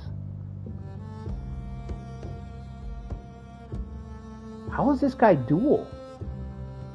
Oh, he's Christian tyrant. Okay. She's just Christian. Balin is Old Testament. Eye for an eye and all that shit. Baptized and unpopular. Why is baptized in red? -1 loyalty if an old faith decision is made in a mission. Oh, okay. Unpopular. Healing vitality at the hospice cost 100% more for this hero. That sucks. I wish I would have known that.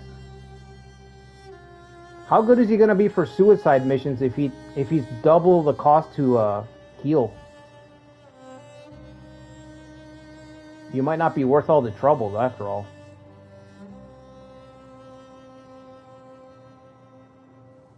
The amount of gold found by this hero is increased by 10%. Raider. Okay, so I kind of... I'm not sure about this guy anymore.